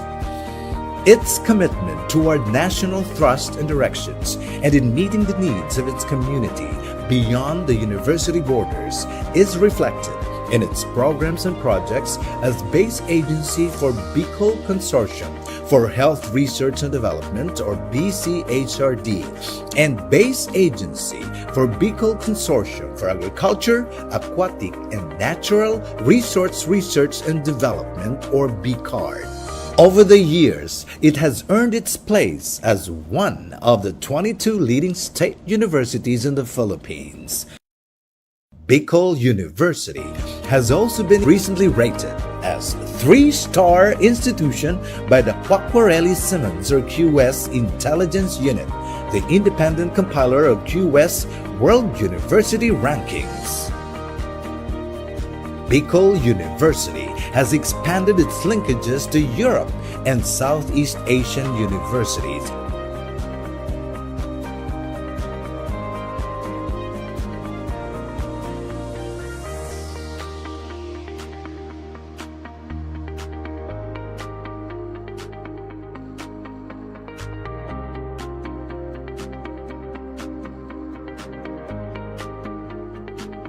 This is Bicol University.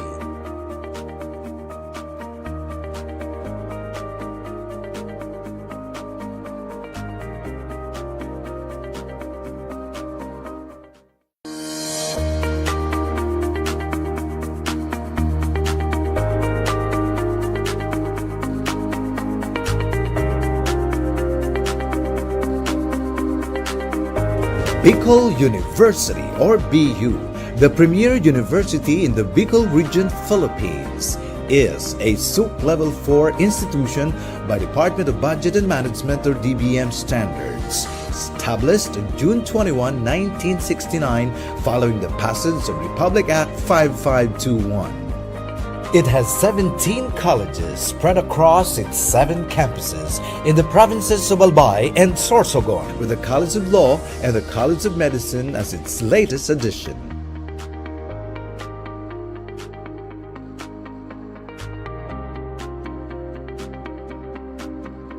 And recently, the Doctor of Dental Medicine and Doctor of Veterinary Medicine. As of latest count, Bicol University has 82 AACUP accredited academic programs, with 3 programs accredited at level 4. It is also a level 3 accredited institution whose reputation as the premier university in the Bicol region is rooted in its consistent top-level performance in various licensure examinations, becoming recognized as top-performing school in accountancy, social work, midwifery, nursing, education, engineering.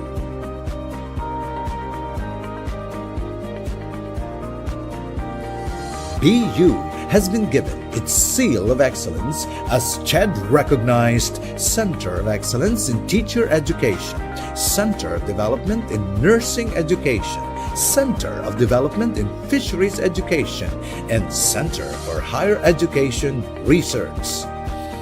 Its commitment toward national thrust and directions and in meeting the needs of its community beyond the university borders is reflected in its programs and projects as base agency for Bicol Consortium for Health Research and Development, or BCHRD, and base agency for Bicol Consortium for Agriculture, Aquatic, and Natural Resource Research and Development, or BCARD. Over the years, it has earned its place as one of the 22 leading state universities in the Philippines. Bicol University has also been recently rated as 3-star institution by the Quacquarelli Simmons, or QS Intelligence Unit, the independent compiler of QS World University Rankings. Bicol University has expanded its linkages to Europe and Southeast Asian universities.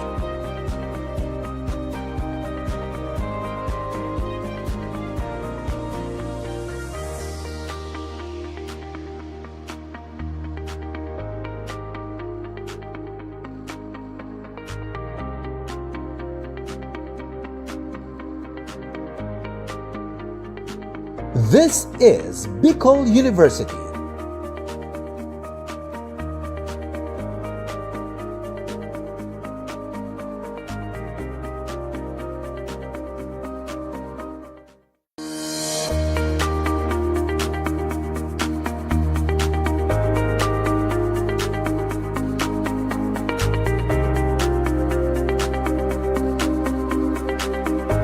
Bicol University, or BU, the premier university in the Bicol region, Philippines, is a SUC Level 4 institution by Department of Budget and Management, or DBM standards, established on June 21, 1969, following the passage of Republic Act 5521. It has 17 colleges spread across its 7 campuses in the provinces of Albay and Sorsogon, with the College of Law and the College of Medicine as its latest addition.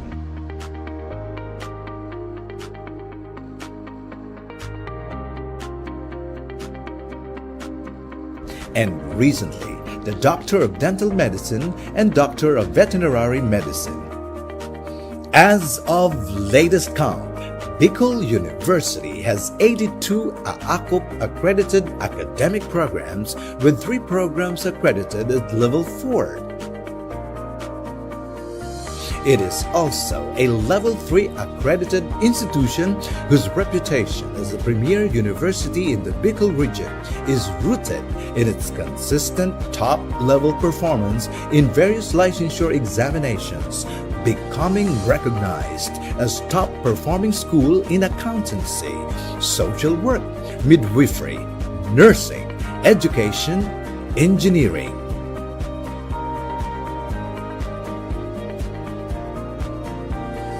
BU has been given its seal of excellence as CHED-recognized Center of Excellence in Teacher Education, Center of Development in Nursing Education, Center of Development in Fisheries Education, and Center for Higher Education Research.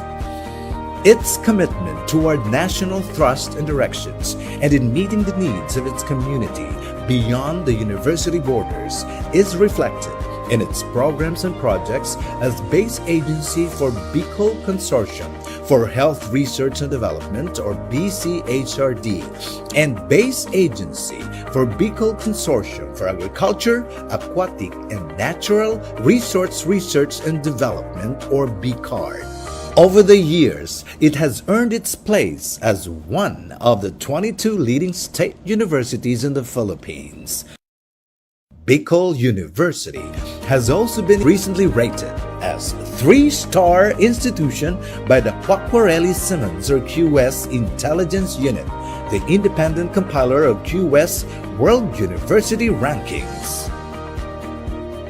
Bicol University has expanded its linkages to Europe and Southeast Asian universities.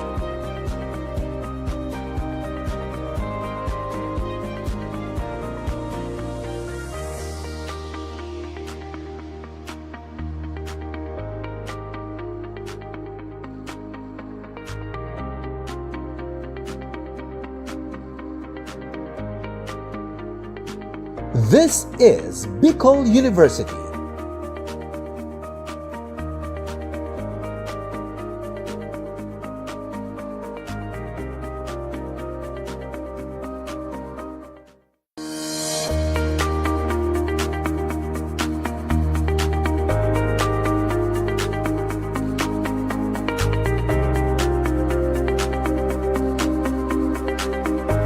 Bicol University, or BU, the premier university in the Bicol region, Philippines, is a SUC Level 4 institution by Department of Budget and Management, or DBM standards, established on June 21, 1969, following the passage of Republic Act 5521.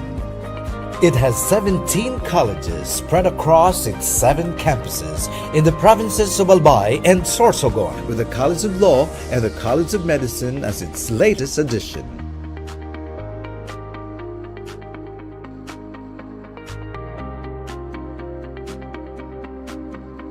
And recently, the Doctor of Dental Medicine and Doctor of Veterinary Medicine. As of latest count, Bicol University has 82 AACUP accredited academic programs, with 3 programs accredited at Level 4. It is also a Level 3 accredited institution whose reputation as the premier university in the Bicol region is rooted in its consistent top-level performance in various licensure examinations, becoming recognized as top-performing school in accountancy, social work, midwifery, nursing, education, engineering.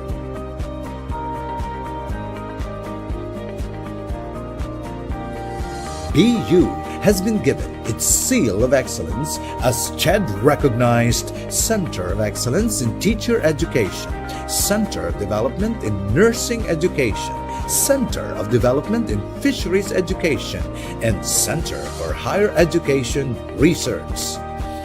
Its commitment toward national thrust and directions and in meeting the needs of its community beyond the university borders is reflected in its programs and projects as base agency for Bicol Consortium for Health Research and Development, or BCHRD, and base agency for Bicol Consortium for Agriculture, Aquatic, and Natural Resource Research and Development, or BCARD. Over the years, it has earned its place as one of the 22 leading state universities in the Philippines. Bicol University has also been recently rated as 3-star institution by the Quacquarelli-Symonds or QS Intelligence Unit, the independent compiler of QS World University Rankings. Bicol University has expanded its linkages to Europe and Southeast Asian universities.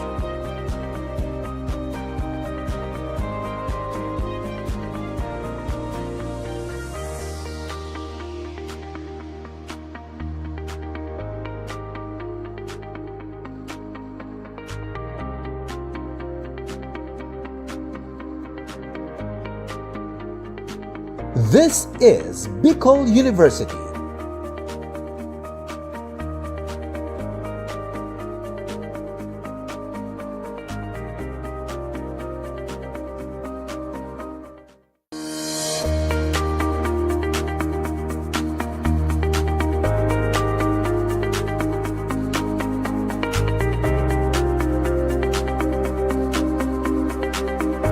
Bicol University, or BU, the premier university in the Bicol region, Philippines, is a SUC Level 4 institution by Department of Budget and Management, or DBM standards, established on June 21, 1969, following the passage of Republic Act 5521.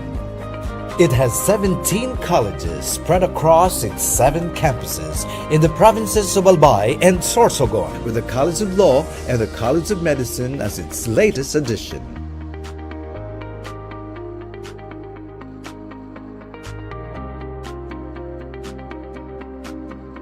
And recently, the Doctor of Dental Medicine and Doctor of Veterinary Medicine.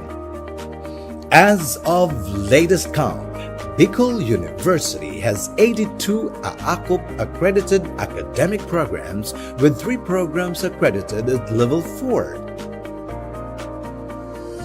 It is also a Level 3 accredited institution whose reputation as the premier university in the Bicol region is rooted in its consistent top-level performance in various licensure examinations, becoming recognized as top-performing school in accountancy, social work, midwifery, nursing, education, engineering.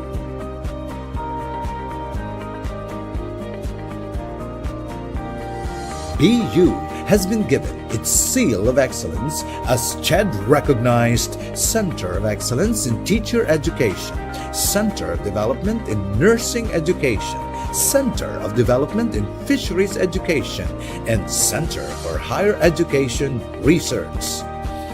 Its commitment toward national thrust and directions and in meeting the needs of its community beyond the university borders is reflected in its programs and projects as base agency for Bicol Consortium for Health Research and Development, or BCHRD, and base agency for Bicol Consortium for Agriculture, Aquatic, and Natural Resource Research and Development, or BCARD.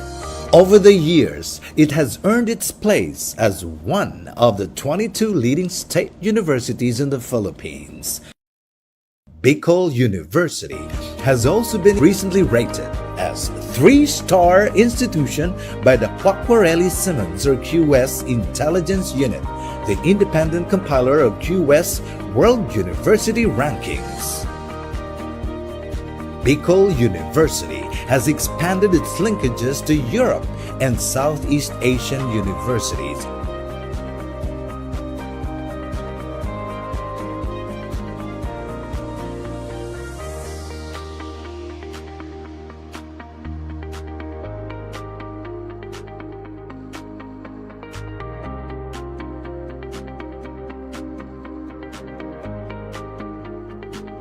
This is Bicol University.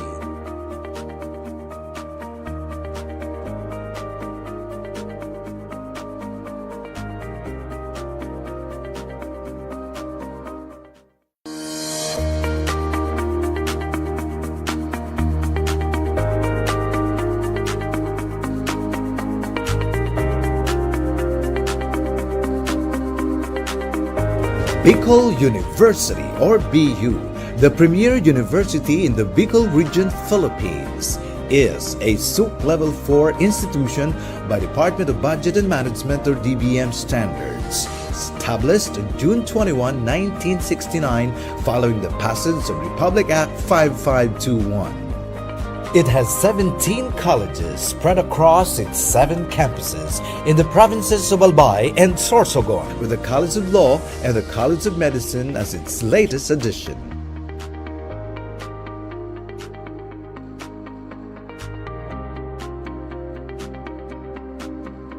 And recently, the Doctor of Dental Medicine and Doctor of Veterinary Medicine.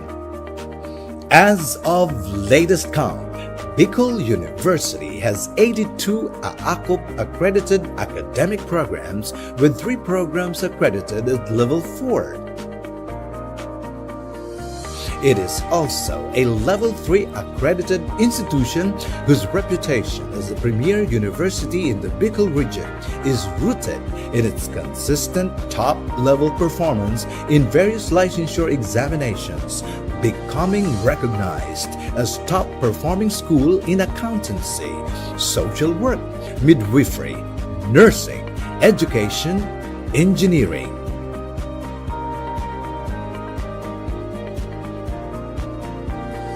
BU has been given its seal of excellence as CHED-recognized Center of Excellence in Teacher Education, Center of Development in Nursing Education, Center of Development in Fisheries Education, and Center for Higher Education Research. Its commitment toward national thrust and directions and in meeting the needs of its community beyond the university borders is reflected in its programs and projects as base agency for Bicol Consortium for Health Research and Development, or BCHRD, and base agency for Bicol Consortium for Agriculture, Aquatic, and Natural Resource Research and Development, or BCARD. Over the years, it has earned its place as one of the 22 leading state universities in the Philippines. Bicol University has also been recently rated as 3-star institution by the Quacquarelli Simmons, or QS, Intelligence Unit, the independent compiler of QS World University Rankings.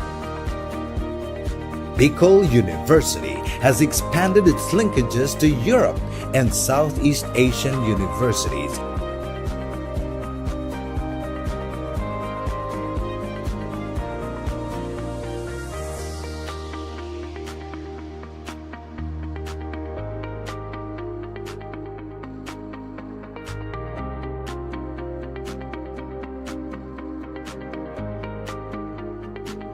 This is Bicol University.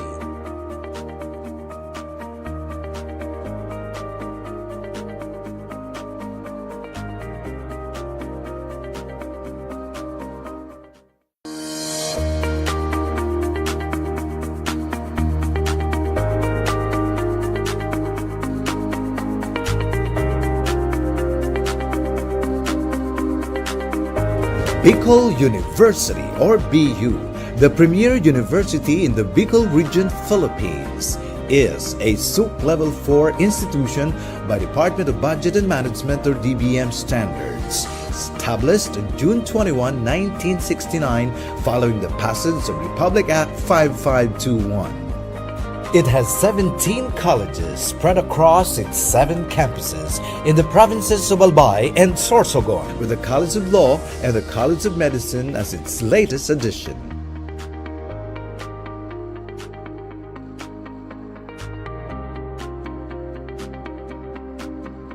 And recently, the Doctor of Dental Medicine and Doctor of Veterinary Medicine. As of latest count, Bicol University has 82 AACOP accredited academic programs, with 3 programs accredited at level 4.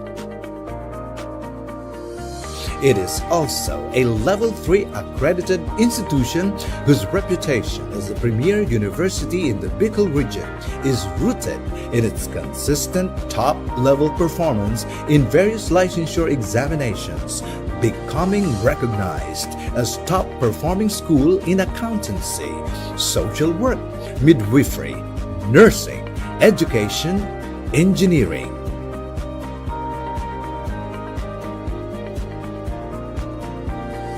BU has been given its seal of excellence as CHED-recognized Center of Excellence in Teacher Education, Center of Development in Nursing Education, Center of Development in Fisheries Education, and Center for Higher Education Research. Its commitment toward national thrust and directions and in meeting the needs of its community beyond the university borders is reflected in its programs and projects as base agency for Bicol Consortium for Health Research and Development, or BCHRD, and base agency for Bicol Consortium for Agriculture, Aquatic, and Natural Resource Research and Development, or BICARD. Over the years, it has earned its place as one of the 22 leading state universities in the Philippines. Bicol University has also been recently rated as 3-star institution by the Quacquarelli Simmons or QS Intelligence Unit, the independent compiler of QS World University Rankings.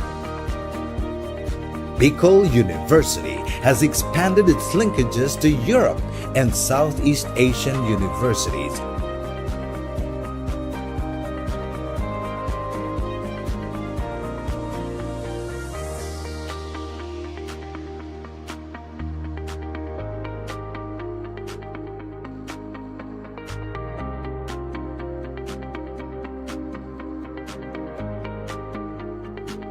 This is Bicol University.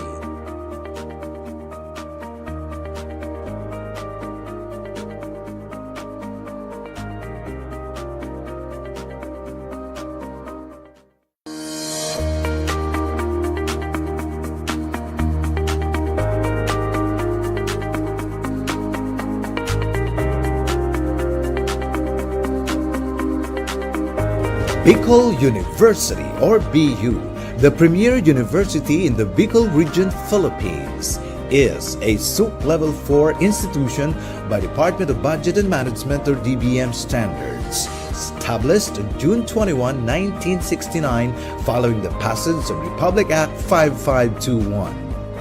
It has 17 colleges spread across its 7 campuses in the provinces of Albay and Sorsogon, with the College of Law and the College of Medicine as its latest addition.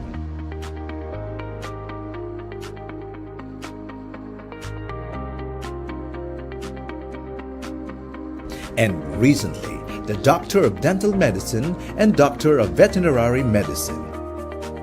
As of latest count, Bicol University has 82 AACUP accredited academic programs, with 3 programs accredited at Level 4.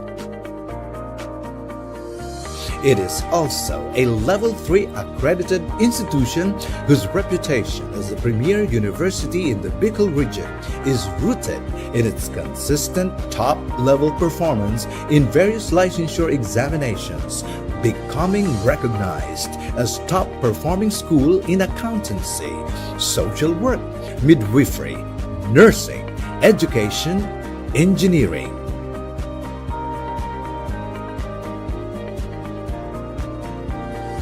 BU has been given its seal of excellence as CHED-recognized Center of Excellence in Teacher Education, Center of Development in Nursing Education, Center of Development in Fisheries Education, and Center for Higher Education Research.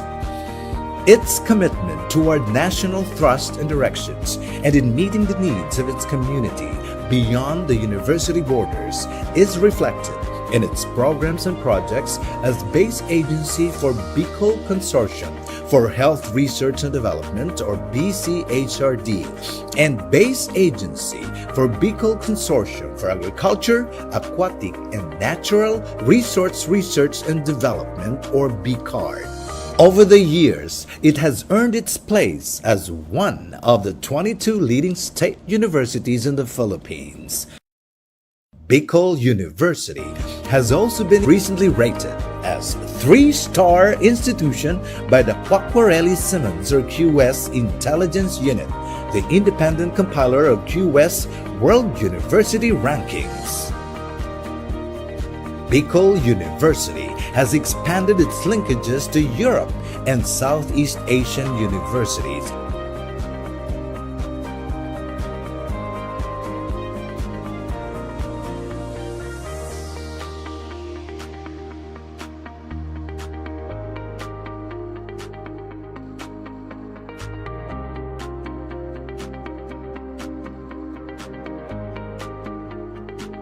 This is Bicol University.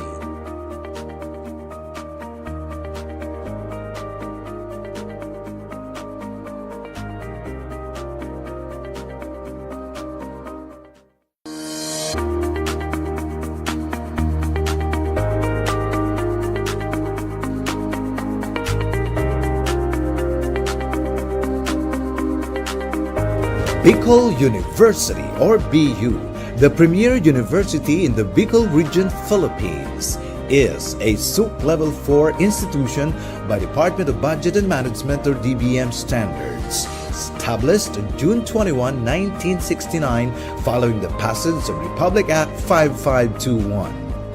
It has 17 colleges spread across its 7 campuses in the provinces of Albay and Sorsogon, with the College of Law and the College of Medicine as its latest addition.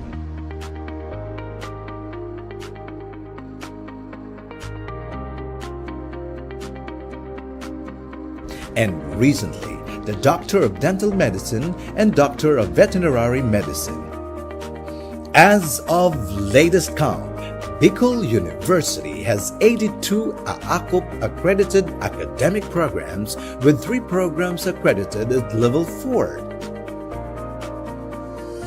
It is also a Level 3 accredited institution whose reputation as the premier university in the Bicol region is rooted in its consistent top-level performance in various licensure examinations, becoming recognized as top-performing school in accountancy, social work, midwifery, nursing, education, engineering.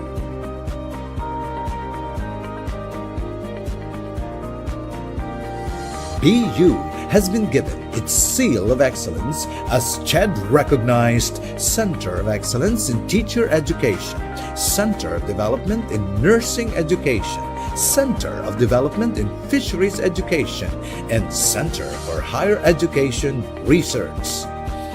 Its commitment toward national thrust and directions, and in meeting the needs of its community beyond the university borders, is reflected in its programs and projects as base agency for Bicol Consortium for Health Research and Development, or BCHRD, and base agency for Bicol Consortium for Agriculture, Aquatic, and Natural Resource Research and Development, or BCARD. Over the years, it has earned its place as one of the 22 leading state universities in the Philippines. Bicol University has also been recently rated as 3-star institution by the Quacquarelli Simmons, or QS Intelligence Unit, the independent compiler of QS World University Rankings. Bicol University has expanded its linkages to Europe and Southeast Asia. 5 minutes, and the force first. Nakatutok pa rin kayo dito live ang BUA nyo para sa uling Bicol Foundation for Higher Education Academic Roadshow 2025 sa Bicol University. Abangan natin mamaya ang mga hinandang presentasyon tungkol sa initiative of BFHE in sustaining excellence in higher education, BFHE philosophy, vision, mission, goals, and core values. Ibabahagi nila Father Odin Oriola, Dr. Felea Patria Lauraya, at Father Edwin L. Lau, at iba pang mga presentasyon. Ako po si Nolz Gonzalez, manatiling nakatutok sa ating official Bicol University Facebook page live.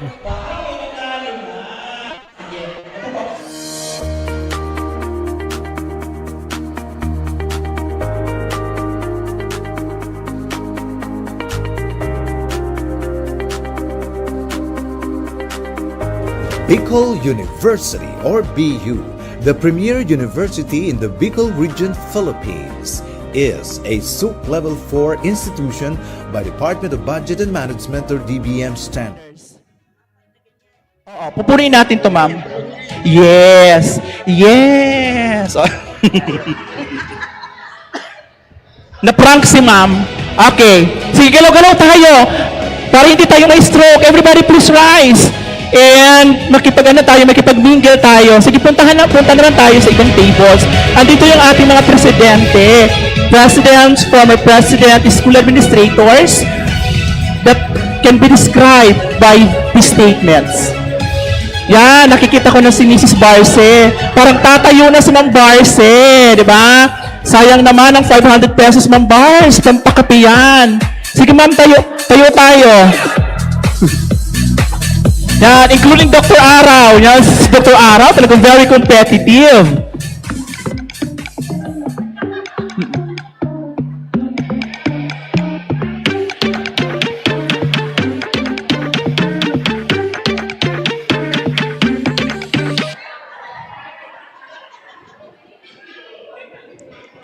Yan, sino kaya, maybe you could approach the youngest SOOC president? Sino kaya ang the youngest SOOC president? Daling, dali, daling, dali, daling, dali, grabe, daling, dali. Uy, sino siya? Ang lakas ng dating. Sino kaya ang president who wears eyeglasses but always loses or forgets them somewhere? Yung makakalimutin na presidente, hindi niya na alam kung saan niya nakalagay yung kanyang eyeglasses. Yun pala ay nasa mata niya lang. Daling mo, sayaw na gusto ko. Baby, igiling, maghihinto. Daling, dali, ay pa. Daling, dali, ay pa. Daling, dali, grabe, daling, dali, ay pa. Sino siya? Ang bangis. Puntahan po natin ang presidente or school administrator. Papapirmahin po natin dyan sa ating bingo card. Sayang naman ang 500. Sabi ni Ma'am Selly, baka gawin niyang 2,000 na para gumalaw ang lahat. Sayaw na gusto ko. Baby, igiling, maghihinto. Daling, dali. Hep, hep! Daling, dali. Hooray! Wow! Napaka-energetic. Hep, hep! Yan. Ma'am Harlet, hep, hep! Yan! Hey! Bini na tayo ngayon. Vertical, horizontal, straight line. Daling mo, galaw na gusto ko. Sige, igiling, Yan. Sayang naman ang 500 pesos. baby, igiling, maghihinto. Daling, dali, ay pa. Daling, dali, ay pa. Yan, feeling ko may mananalo na. Yan, si Dr. Emma Napay. Talagang feeling ko mananalo si Dr. Emma Napay. Diba? Talagang si Ma'am Emma talaga mahilig ko mag-hop from one office to office, diba? Magtangro kita Tupperware. Okay. Wow, sige. Yeah, sige po dito tayo, ma'am. O, sige, pirmahan ko na. Bakit ako presidente? I'm not president. Ano ako, ma'am? News ako, news. Okay, ma'am, come here po. Ma'am, saan po dito ikaw? Okay. Loves the color lavender. Sino po siya, ma'am? Madam Faye. Ay, Madam Faye. Akala ko siya si... Okay. Sure? Okay. Sure. Bine-verify ng DTI. Students and faculty expect hep, hep, hep! Siya pa rin. So, mahilig sila mag-hep, hep, hep. As a favorite chair or spot in the office, they never change. Bicol College. Sino po ang presidente ng Bicol College? Si Ma'am Malu. Is often seen wearing sneakers at work or events? Hindi naman, Okay. So, ngayon formal. Okay. And, we can name all the university presidents in order. Si Ma'am Cabredo. Okay, bigyan si Ma'am ng jacket! Ay, may 500 pesos pala. Andun po kay Ma'am. Yan. Please claim your prize from Dr. Sally. Okay, next. Sige. Kami here po, ma'am. Si Ma'am Lid. Congratulations, ma'am. Ma'am Lid from? ACI. Okay, from Emilianum College, Sorsogon. Napakalayang bayan ng Sorsogon. Ma'am, has unique morning routine before going to work. Sino po siya? Naka-blue naman. Si Father from Divine. Okay. A trailblazer as the youngest female president. Si Ma'am Gigi. Ma'am, ilang taon po ka naging president? 18. Okay.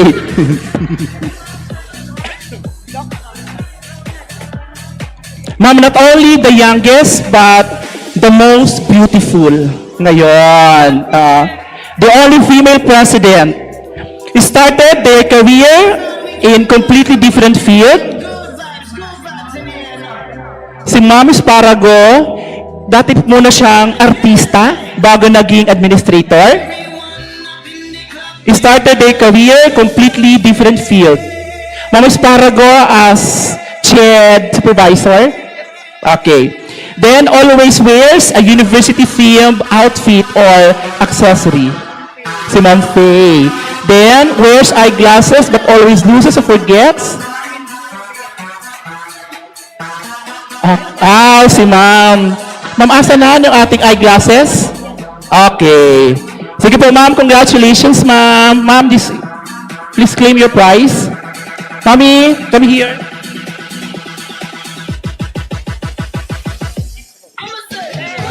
Identify pa. Identify.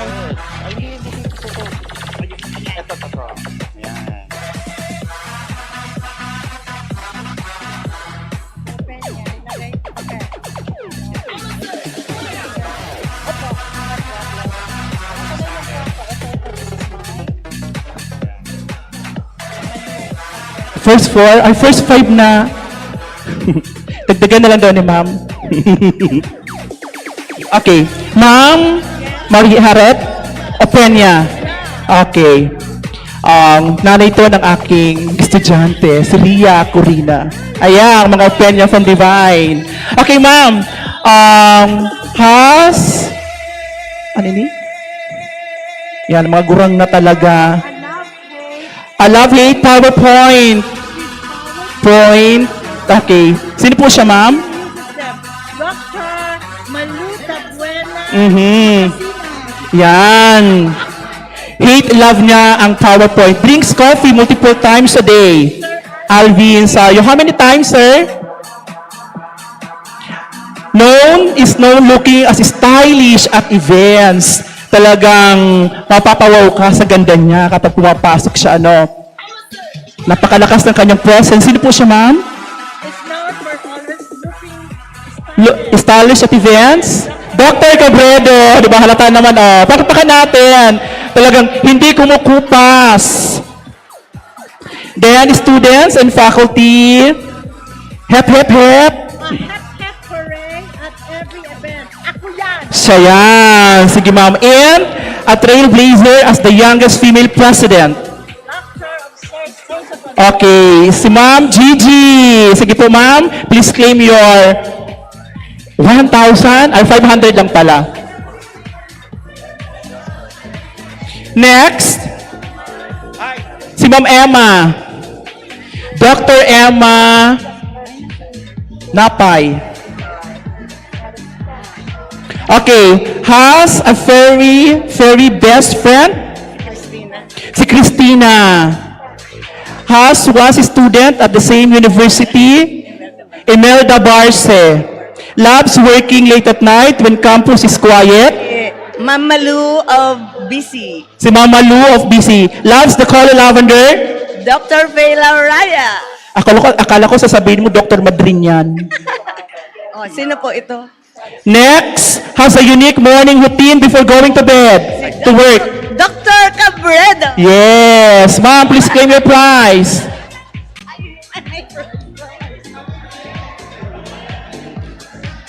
Grabe para papirma mo sa Tinay, tapos si Dr. Barce. I contest. Yes, loves the color lavender. Ma'am Faye. Students, faculty, expect hep, hep, hep. Ma'am Faye. Has a favorite chair on spa in the office? Sino daw? Yung katabi ni Ma'am Faye, saan? Sa left or sa right? Sa left. Sa left. Si Ma'am Tabuena? Okay. Is often seen wearing sneakers? Sir Benji. And can name previous presidents? Sir Oliva.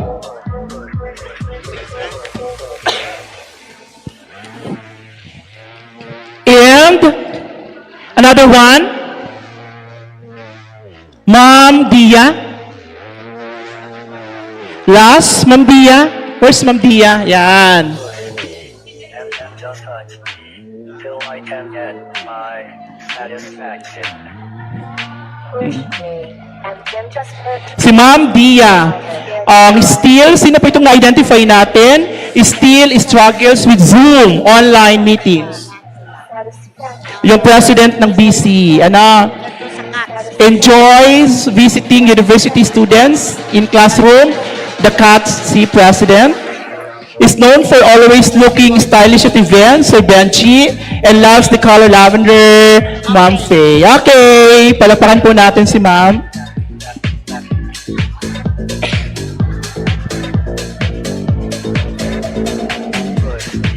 And then just touch me till I can get my satisfaction. Okay, congratulations all the winners. Maraming salamat. And baka mamaya meron pang palaro. Ano po, Ma'am Selly? Kapag may fund pa daw, paglalaro tayo ng mahjong. Mahjong naman, para sa mga retirees daw. Mahjong. Okay, so we are now back and we are ready for the afternoon session. So we will now be listening to the keynote speech of Dr. Demetrio P. Anduyan. So let me introduce our speaker. Dr. Demetrio P. Anduyan Jr. is a distinguished Filipino educator and administrator with a notable career in higher education. He has held several key positions, including serving as the Director 4 of the Commission on Higher Education, Cordillera Administrative Region, starting March 2021. In recognition of his significant contributions to education, Dr. Anduyan was honored as the 2024 Most Outstanding Isabelenyo in the field of education by the Provincial Government of Isabela. In January 2025, Dr. Anduyan was appointed as Director 4 of CHED Region 5, where he continues to demonstrate exemplary leadership and unwavering commitment to the advancement of higher education. And throughout his career, Dr. Anduyan has been recognized for his dedication to elevating educational standards and fostering academic excellence in the Philippines. And to deliver the keynote speech of Dr. Anduyan, we have your friends, Dr. Jean Salile-Migo. Palakpakan po natin si Ma'am to deliver the keynote message of Dr. Anduyan.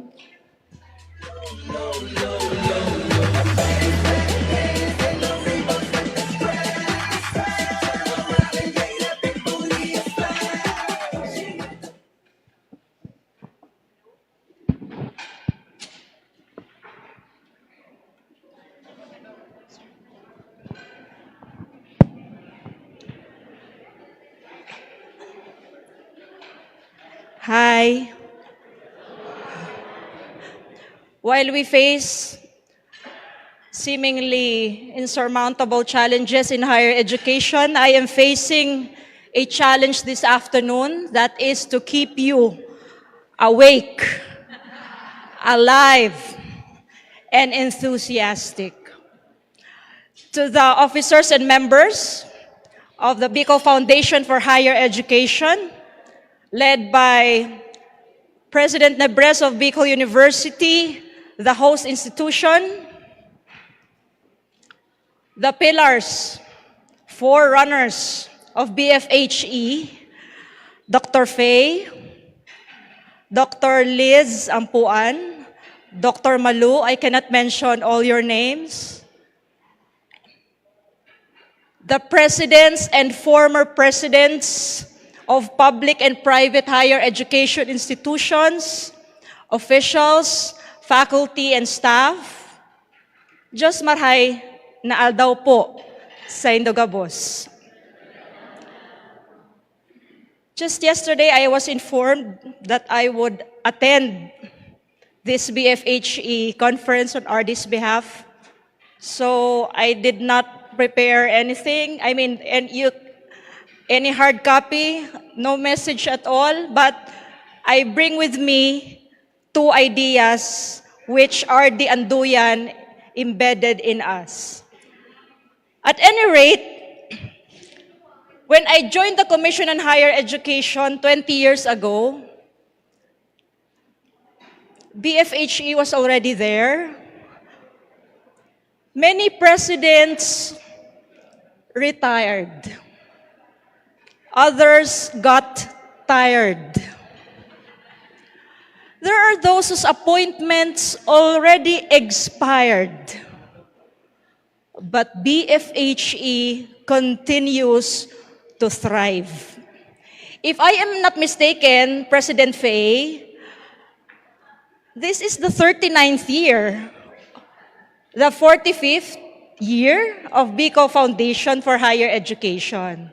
So next year, it will turn 46. And for more than 4 decades, BFHE has been serving as the sounding board of higher education institutions when it comes to issues and concerns in higher education, and of course, sharing of best practices in higher education.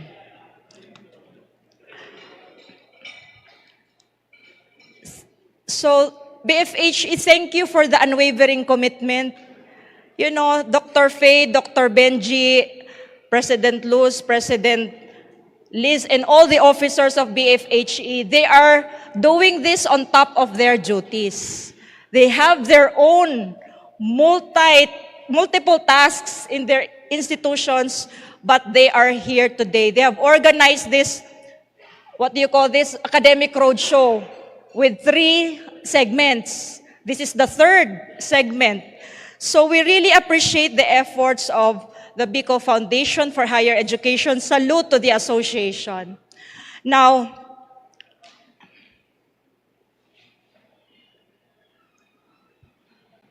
we are adopting this slogan of CHEDRO 5.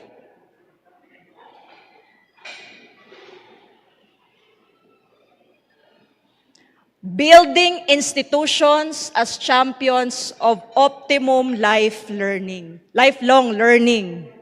No? This is a call for higher education institutions in Region 5 to go beyond the traditional approach in education, the teacher-centered approach. Go beyond the teacher-centered approach in higher education. This is a call for higher education institutions to be champions of EIL. EIL. Letter E was already mentioned by Attorney Nep a while ago. Letter E stands for excellence. A call for higher education institutions to be champions of letter I, innovation. And letter L, champions of lifelong learning. That is why, even if you look at the theme, the suggested theme of the commencement exercises this year, anyone who can cite the suggested theme of the commencement exercises this year in higher ed? Anyone who can cite the theme will also get a cash prize, subject to availability of funds of BFHE.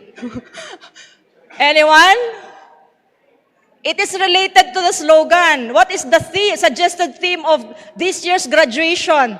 Batch 2025 graduates live champions, and future-ready professionals of the 21st century.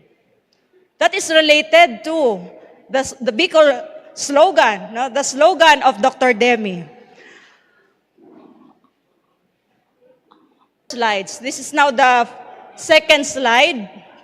This is substantiated by the 8-point agenda of Dr. Demi Anduyan, Director Demi. You see, it is easy to remember, high five. No? High five.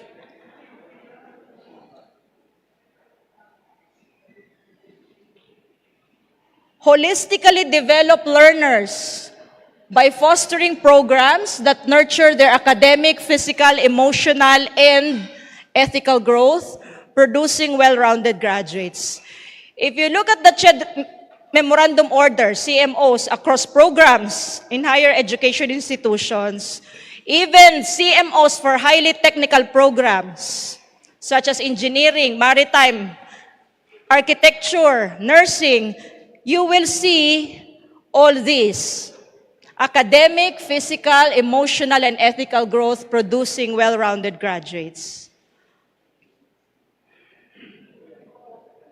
Last March 6, 2025, we filed an appeal for consideration on requests for endorsement of government agencies and CHED-affiliated associations and similar entities because we support activities that nurture well-rounded graduates. So, you have there the CMOs that nurture well-rounded graduates. Inclusively provide equitable and accessible quality education by creating opportunities for all, especially for marginalized and undeserved communities. We have scholarships not just for students. No? For students, we have the tertiary education subsidy, we have free higher ed, we have CHED scholarship programs. For faculty and staff, we have SICAP. Scholarships for instructors' knowledge advancement program. Last December, we were called to attend a consultative conference on the revision of SICAP guidelines. And you know, there is a great possibility that there will be a call for applications, new round of new call for applications for the scholarships for instructors' knowledge advancement program, part-time and full-time study. So let us wait for the memorandum on that. Next, please.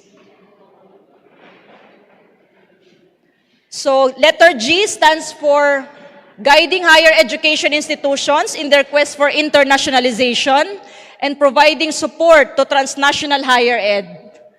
Gear up partnerships that foster cross-border collaborations to enhance academic excellence and global competitiveness. I am not sure if you encountered CMO1, series of 2025. That is the policies and guidelines for micro-credential development, approval, and recognition in higher education institutions. Of course, you are familiar with the CMO for transnational education, CMO 62, 2016. But I gather that there are many institutions which are interested in micro-credential development. These smaller units, no? Credit units, 1 to 30 units, can be credited towards a degree. Master's, doctorate, baccalaureate, which are the macro credentials. Okay, CMO1, series of 2025. Honor and preserve local heritage by embedding Bicol's culture, history, and traditions in curricula while promoting initiatives that safeguard the region's socio-economic cultural identity. So, Dr. Demi, our regional director, constituted the so-called Bicol Task Force, Bicol 101 Task Force. So, there are 3 of us there, Engineer Naag, me, and Dr. Viñas. We are asked to identify partner higher education institutions and experts on Bicol history and culture. Now, this task force will come up with a syllabus integrating Bicol 101 in the curriculum. So much so that when higher education institutions want to integrate Bicol 101 in the curriculum, there will be a syllabus. Okay? Next, please.